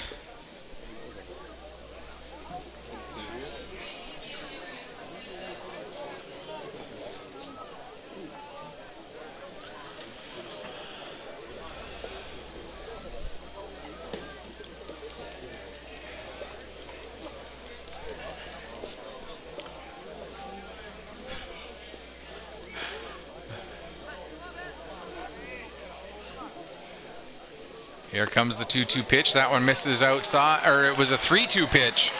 My apologies. That one misses outside, ball 4. Back-to-back walks. That'll bring up Breton Sibley. Grounded into a double play and grounded into a fielder's choice. Or sorry. Yes, grounded into a fielder's choice. No, that was not a ground out. he flew out to left field and the ball dropped in, but it ended up being a fielder's choice.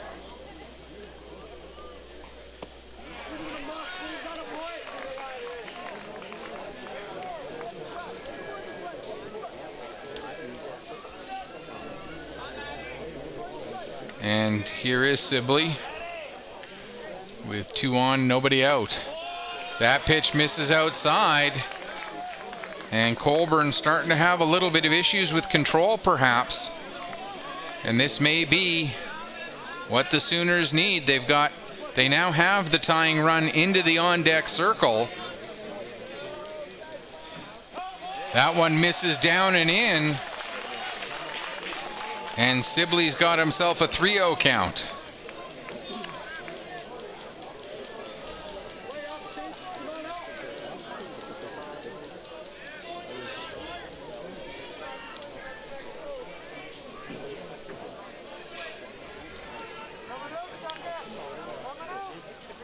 Colburn's going to need to get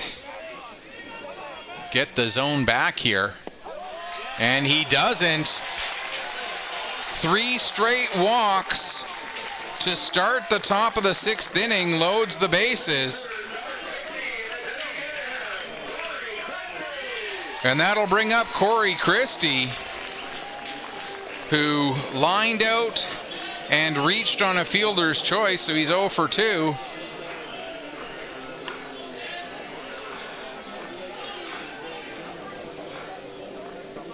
And we're going to get a visit to the mound here from Stockley. And I think the Capitals are trying to get a pitcher warmed up and ready.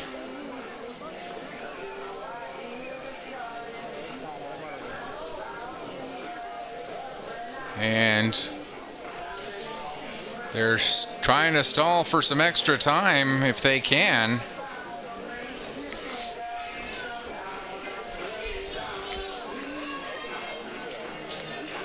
And before we can even get a pitch thrown after the visit to the mound by the catcher, we got the manager coming out to the mound to have a visit as well, as they stall to try and get a relief pitcher warmed up and ready. And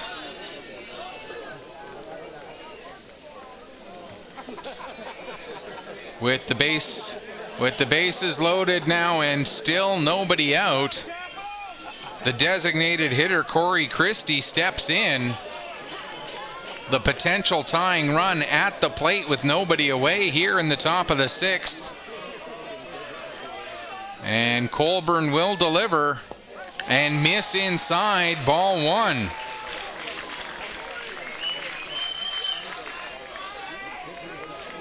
And I just saw a signal from the bullpen of the Capitals towards their dugout. I think whoever they've got warming up is just about ready. That one misses high, ball 2.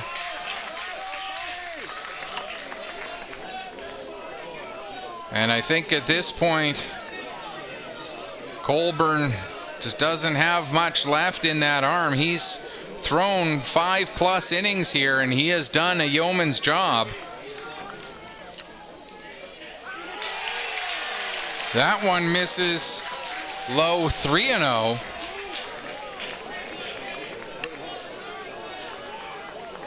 And Corey Christie now in the driver's seat at this at-bat, up 3-0 in the count.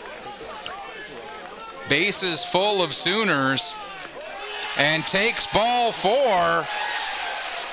Walking in a run, it's now 4-1.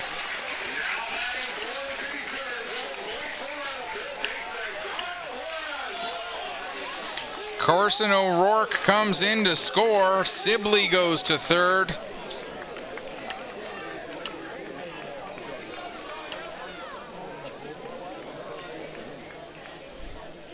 O'Rourke scores. Sibley goes to second. Christie goes to first. And now we are going to get that pitching change. 5+ innings for Matt Colburn. He gave up just one hit, but he gave up a total of 7 walks in those 5+ innings, including 4 straight walks to start the top of the 6th. He struck out 3 in those 5+ innings. He's given up 1 run, and he's responsible for the 3 runners still on base. And looking to get the number of the new pitcher. And waiting for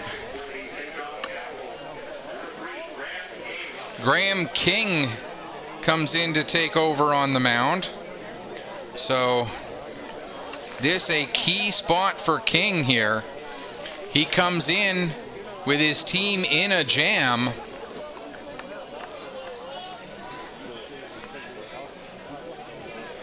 And he's going to need to work them out of it here in the top of the 6th inning. And while King warms up, we'll let you know about tomorrow's schedule in more detail. The 4:30 games here on this field, it will be Windsor against Dartmouth. Dartmouth will come in with a record of 0-1. Windsor right now looks like they may come in with a record of 1-0 as they currently lead Alberta, the Edmonton Cubs, by a score of 5-2. That's the game we'll have here at 4:30 tomorrow. All these times are Atlantic, by the way. Meanwhile, over on the Diamond, Jerry Marsh Field, it will be Manitoba, the Elmwood Giants, taking on the Edmonton Cubs. Then the 7:30 games, the Sydney Sooners will be back on this diamond against the team representing the league out of New Brunswick, but the team themselves out of Prince Edward Island, the Charlottetown Goody Auto Body Islanders. That'll be the game we'll have here. Meanwhile, it'll be the Kamloops Sun Devils and these St. John's Capitals on Jerry Marsh Field. Those are the 7:30 games tomorrow. So here we go. Stepping in is Josh Forrest. He's 0 for 2. Struck out and popped out. Comes in as the potential lead run here in the top of the 6th inning. Takes a strike. And the count 0-1. So the first pitch from Graham King. A very important one there as he gets a key strike to get ahead in the count with the bases loaded and nobody out. But follows that up with a pitch down and outside. 1-1 now the count.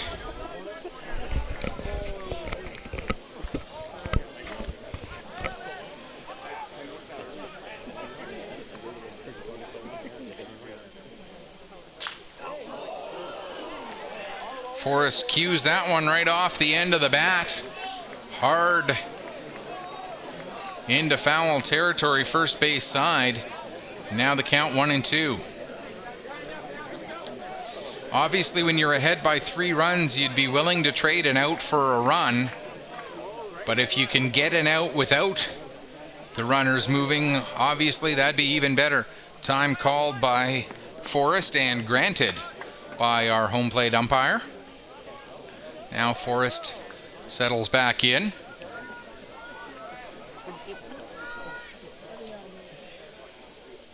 That one misses high, and the count now 2-2.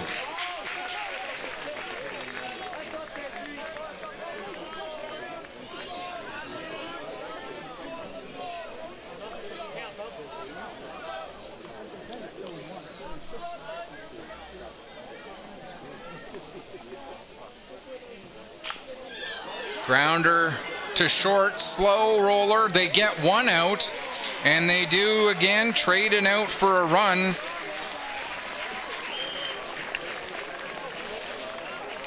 Ferguson comes in to score. Sibley will advance to third. Christie is retired on the fielder's choice. Forrest gets the RBI, and will be at first base. So now it's runners on the corners, and the score goes to 4-2. And that'll bring up a pinch hitter coming in to hit for Jordan Sampson. Andrew Brewer coming in to pinch hit.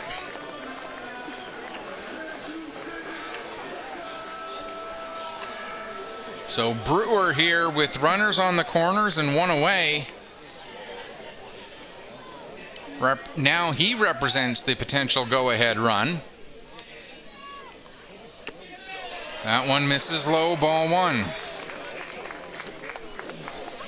So we'll see what Brewer is able to bring to the table here.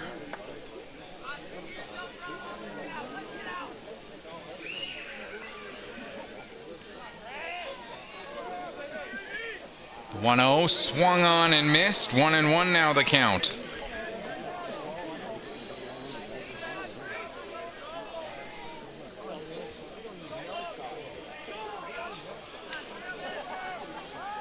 This a certainly potentially crucial at bat in the outcome of this game. That one will miss outside. 2-1. And that's the thing about a 7-inning ball game as opposed to 9. Every at bat, throw over to first and diving back in easily is Forrest. Every at bat is magnified just that much bigger because there are 2 fewer innings to work with if any mistakes are made or any opportunities are squandered. There's a swing and a miss again. 2-2 now the count on the pinch hitter, Andrew Brewer.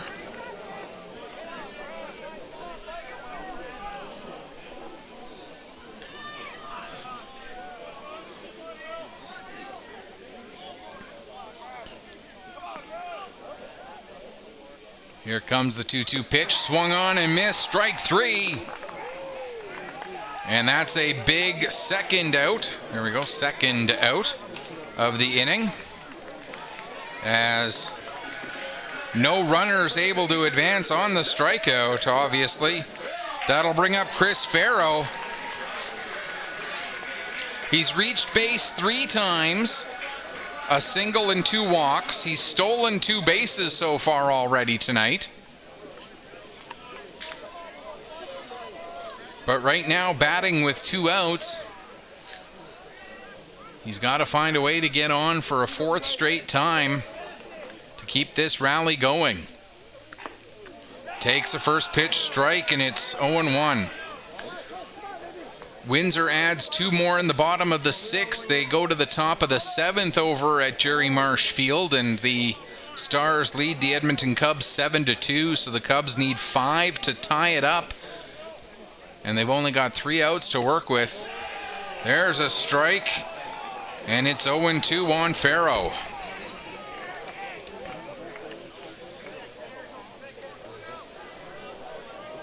Don't count out that Edmonton Cub team, though. They've got the potential to put up a big inning when they need one.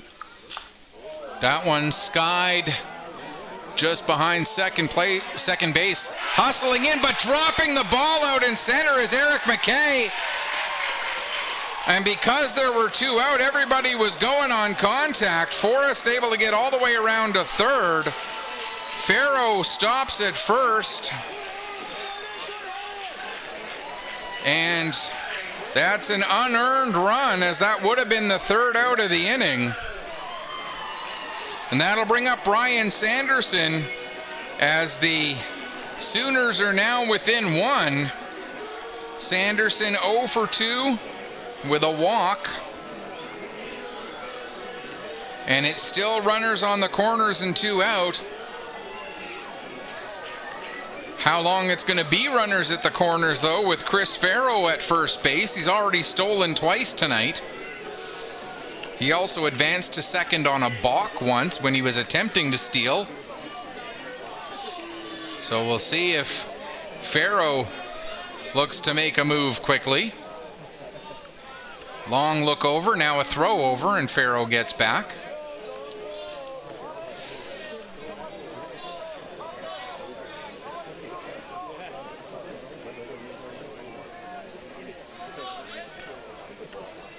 As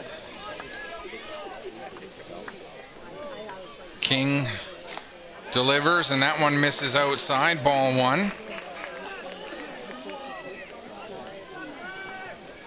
So we can close the book now on Colborne. He pitched 5+ innings, gave up 3 runs overall. He is no longer responsible for any of the runners on base. So 5+ innings, 3 runs, 1 hit, 7 walks, and 3 strikeouts. Runner going, and they'll just not even bother to throw down as the ball was in the dirt, and Stockley had to get down to block it, had no chance to get up and fire a throw down, but it puts 2 runners in scoring position, including the potential go-ahead run now in the form of Chris Farrow.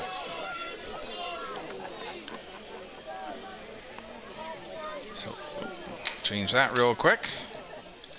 There we go. And the count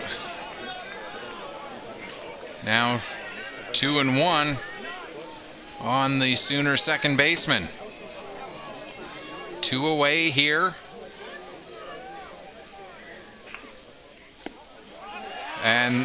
The count was 3-1, and that walk will load the bases again and bring up Jordan Shepard.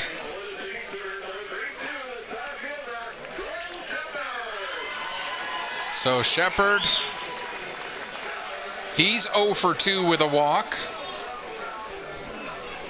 The 9th batter to come to the plate for the Sooners in this inning, as they've erased most of a 4-0 deficit.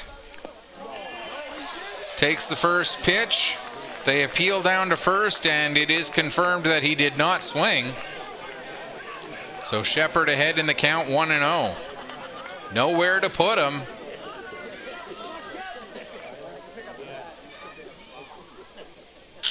Grounder down the third base, and able to just come over and touch the bag for the 3rd out. After knocking the ball down was Redmond Hunt. But 3 runs in the 6th inning for the Sydney Sooners on no hits. 1 error. There were 5 walks and 1 error in that inning.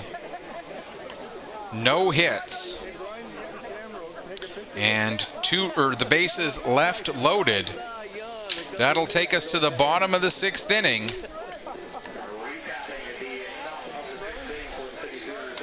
And due up in the bottom of the 6th for the Capitals, it'll be Daniel Rice, the right fielder, Parker Gulliver, the second baseman, and Scott Stockley, the catcher. And after catcher Jordan Sampson was pinch hit for, now catching Corson O'Rourke, who was the left fielder, he'll now move from left field to behind the plate, which means I assume that Andrew Brewer is now out there in left field. And I believe that is indeed him out there, yeah.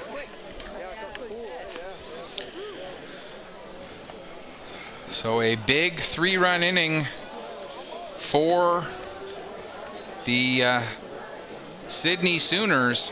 They still trail, but they're going to need to hold St. John's off the scoreboard here and see what they can do in the top of the 7th with just a 1-run deficit now.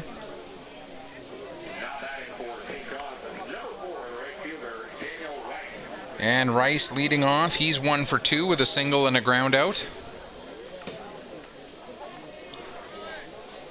And it's now O'Rourke pitching to O'Rourke as Riley delivers to Carson.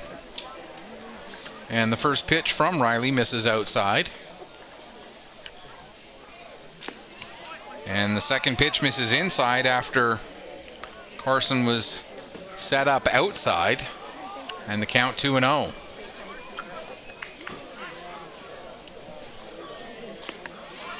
That one catches the plate, and it's 2-1.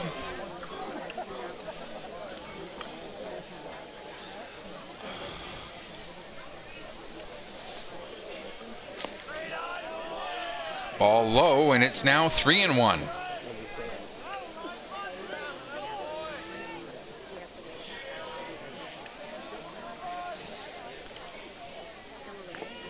Swing and whether it was a foul tip or just a swing and a miss, either way, the count now full 3-2.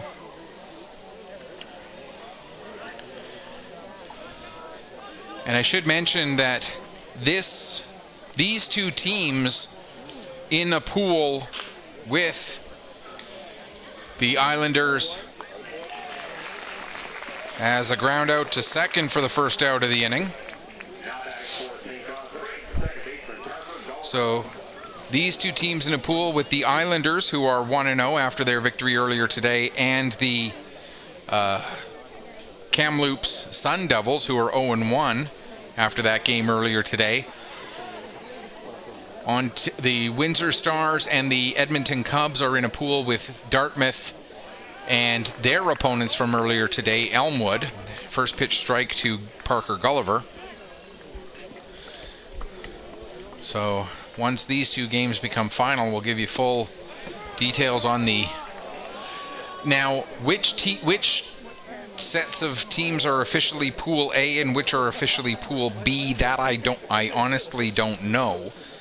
So we'll call them the pool that, because there are two Nova Scotia teams, we'll call them the pool that the hosts are in versus the pool that Nova Scotia's in.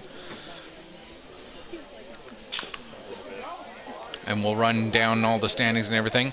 Grounder to first, and hustling to get over there to make the put out on the bag was Riley O'Rourke, as Bretton Sibley fielded the ball and was able to flip it to O'Rourke in time for the second out. And that brings up Scott Stockley, the catcher, who grounded out in the second, singled, and came around to score in the fifth.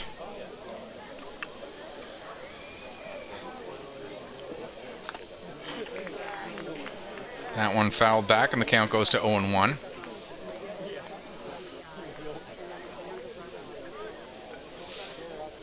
And now there are two out in the top of the seventh over in New Waterford, with the Windsor Stars leading at 7-2. So it looks like the Cubs may not be able to get the comeback tonight,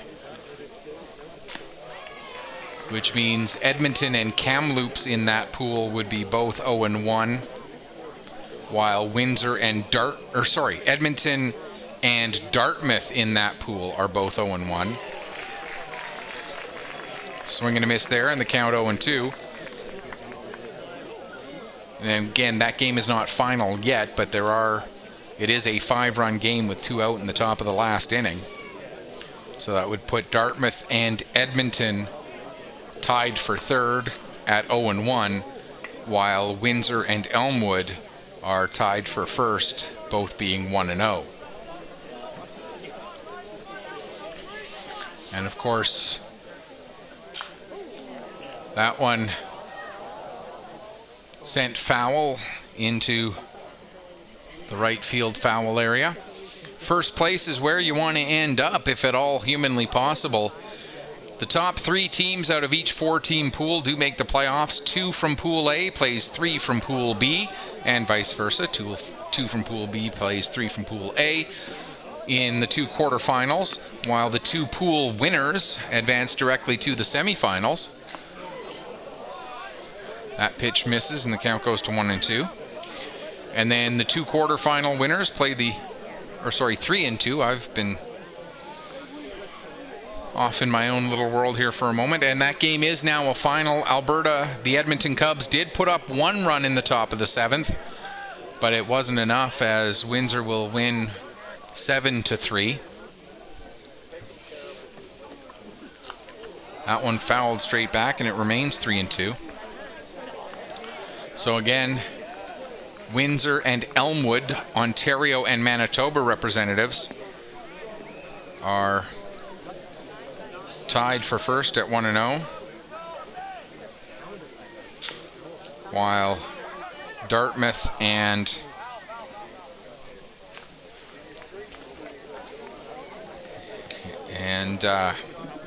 Edmonton are tied for third at 0-1.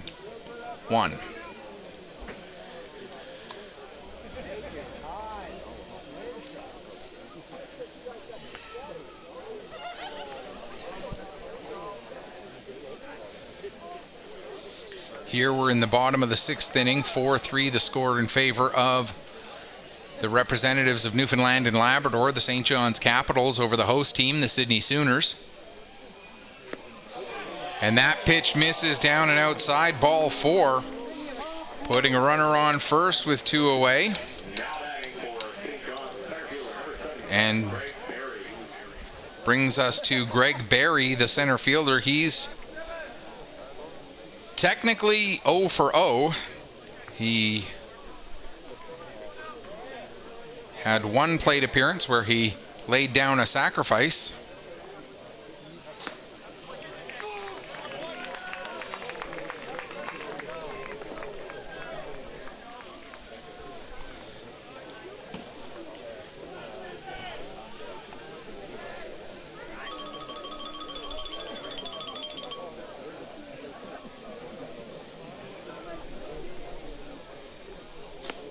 That pitch misses inside, runner going, and the throw gets all the way out into center field, but not far enough away from the bag for Stockley to try and make his way to third.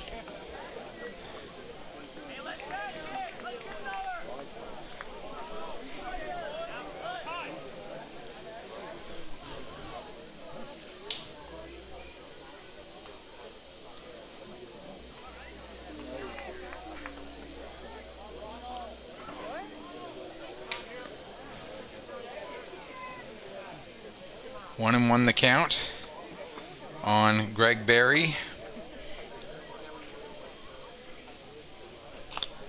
Fouls that one back, and it's now 1-2. Looking ahead to the top of the 7th for the Sooners, it'll be Corson, O'Rourke, Ferguson, and Sibley due up. And again, they'll go into that inning trailing by 1 or more if St. John's can keep this inning going. They are 2 away right now, runner on second. That one misses outside, and the count goes 2-2 to the number 9 hitter, Greg Barry.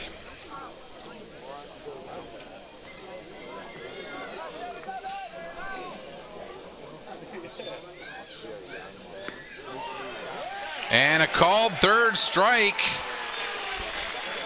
gets Riley O'Rourke out of the inning, so the 2-out walk does no damage. No runs, no hits, no errors. 1 runner left on base. We'll go to the top of the 7, and Sydney needs 1 to keep the game going. 2 to go into the bottom of the 2 or more to go into the bottom of the 7th with a lead.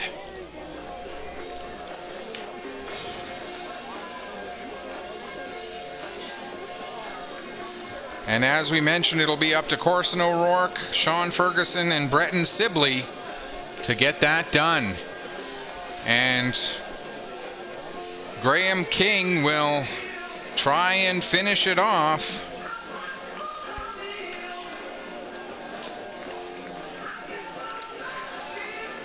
King in line for the save.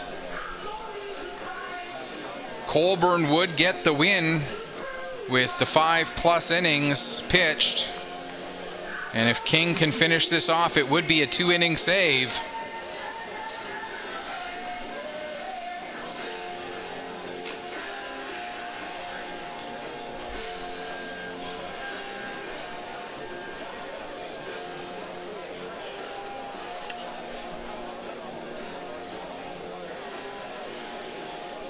O'Rourke walked and came around to score as he led off that 6th inning. Prior to that, he was 0 for 2. Or Carson O'Rourke, excuse me. Can't read my own writing. My apologies to O'Rourke and his entire family for getting his name wrong all night. Can't read my own writing and tell the difference between an O and an A. That one fouled high into the Sydney night sky, all the way up over the light stanchions and beyond the people sitting in the bleachers on the first base side. Now here comes the 0-1 pitch from King. Another one fouled. This one a little bit more straight back. And the count now 0-2.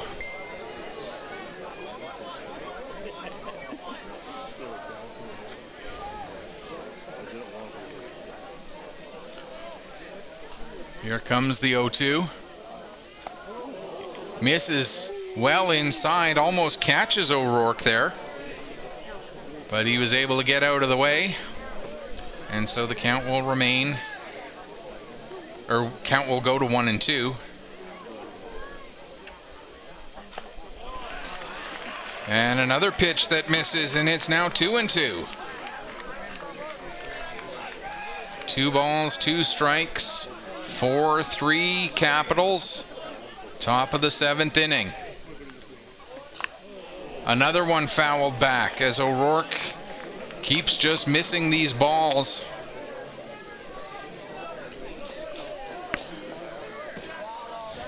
Can't remember who it is who made the statement, but one of the most famous quotes about the game of baseball and how difficult it really is. You tell a guy to take a round bat, hit a round ball, and try to hit it square. Anybody can remember who it was who said that? Line shot right at second base, and it ends up handcuffing Parker Golliver. And so a leadoff hit there for Shepherd. That'll bring up Sean Ferguson as the potential go-ahead run. The potential tying run now sits on first base. And we're going to... Oh, no, that is still O'Rourke there. First base coach was over talking to him. I saw him in the shot, and I thought, oh, number 24 is coming in to pinch run. But no, that wasn't a pinch runner. That was just the first base coach over to have a word. Sean Ferguson, he's 0 for 1. He's also reached base twice, once hit by a pitch and once by walking, and that time he tried to get his elbow into the way of the pitch, but no dice as... And now the umpire giving him a little bit of a warning not to do that. You know, it's one thing not to move if a pitch is coming at you, but to actually lean into the strike zone to try and get hit. Yeah, the umps aren't going to work with you on that one most times. And there's a pitch on the outside corner. And the fans and maybe Ferguson himself perhaps thinking that that was a call because of what happened in the first pitch. Ferguson having a little word for the umpire there afterwards. And here comes the 0-2. Right back through the pitcher, and it's going to get through everybody. And on his horse is O'Rourke. He'll go all the way to third.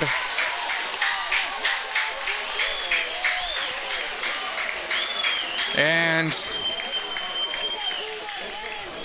I don't know that they would have gotten Ferguson anyway.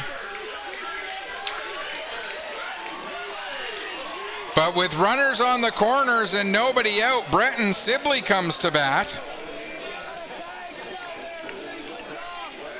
He's 0 for 1. He grounded into a double play, walked in the fourth, walked again in the sixth, and came around to score. And now we're going to have a meeting out at the mound here for the Capitals as they want to talk things over. The whole infield coming together for this conversation. And I think this is as much about, okay, what are we doing on the play if Ferguson goes to try and take second?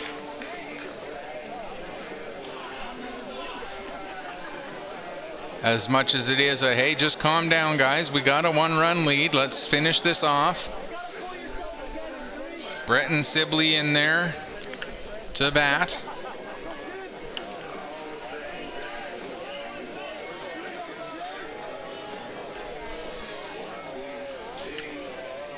As this game has been full of drama all evening long, and still more of it to come here in this 7th inning. First and third, nobody out. And a first pitch strike taken by Sibley. Count goes to 0-1. Infield playing at double play depth. They'll take 2 outs if they can get them to trade them for the tying run.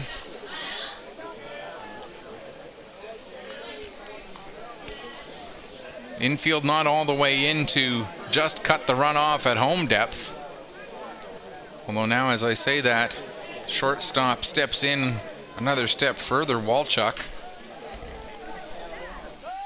Ferguson not going. He got a good secondary lead. That pitch misses outside, and now the count 1-1. 1-1 the count.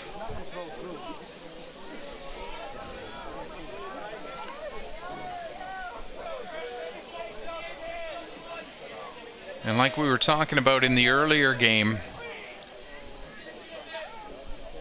the ideal situation is to go through pool play finishing first so you don't have to play that extra game to try and get into the championship game. If you can get through in first and only have to play the semifinal as opposed to the quarterfinal and the semi, swing and a miss there, and it's now 1-2. You'll have that much more of your pitching staff available because you will have 7 innings less that you've thrown. Your fielders will have had 7 innings less that they've had to be out there in the field, especially if the weather stays as hot and humid as it is, or is and has been most of the day today. That one sent out into right field. It's curving, and it lands just foul. Just foul.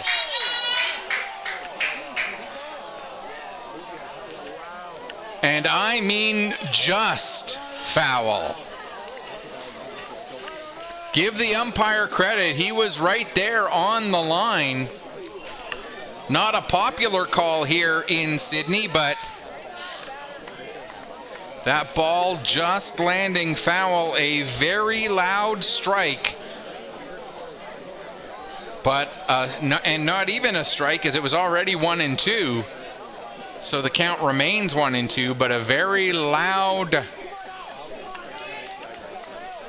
foul ball off the bat of Sibley.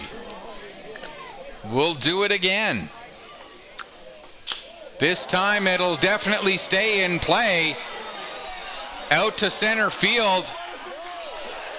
And shallow enough that the runner's not able to advance. A big first out there as Sibley got underneath it a little bit.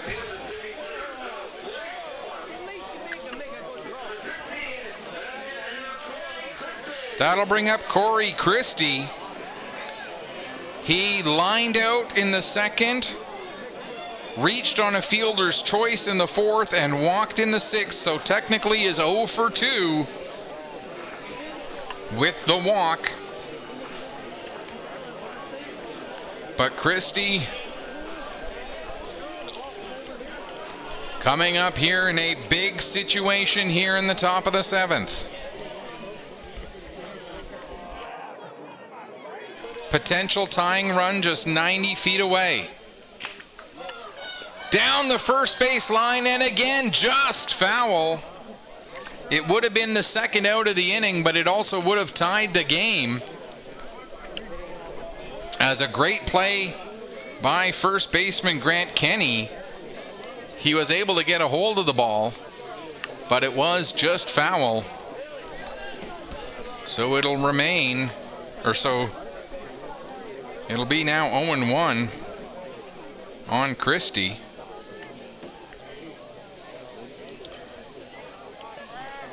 Christie also did get an RBI on his walk, as his walk did drive in a run. Big block there, that time by Stockley.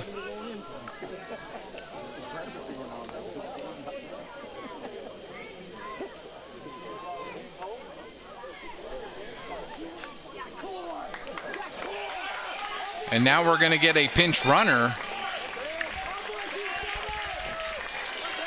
as Sean Ferguson's going to come out of the game, and in to run for him is Corey McAdam.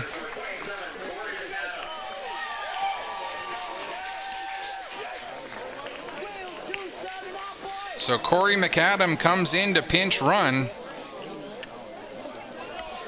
for Sean Ferguson. And no disrespect to Ferguson, but that is definitely an upgrade in speed for the Sooners.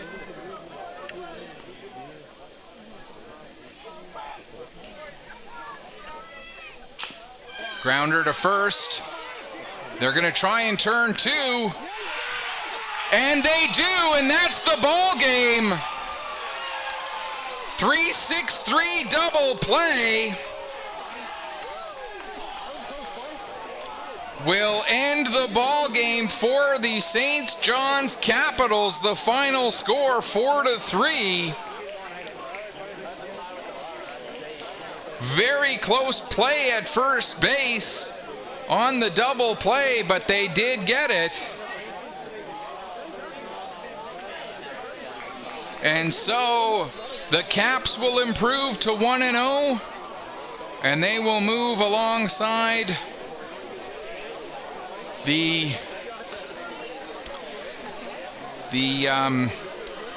Prince Edward Island, the Charlottetown Goody Auto Body Islanders at 1-0.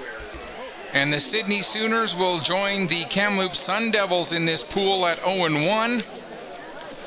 That's going to do it for us here in this second game. Very quickly, in the top of the seventh, no runs on 2 hits, 1 error, or 2 hits, no errors, excuse me, and 1 runner left on base.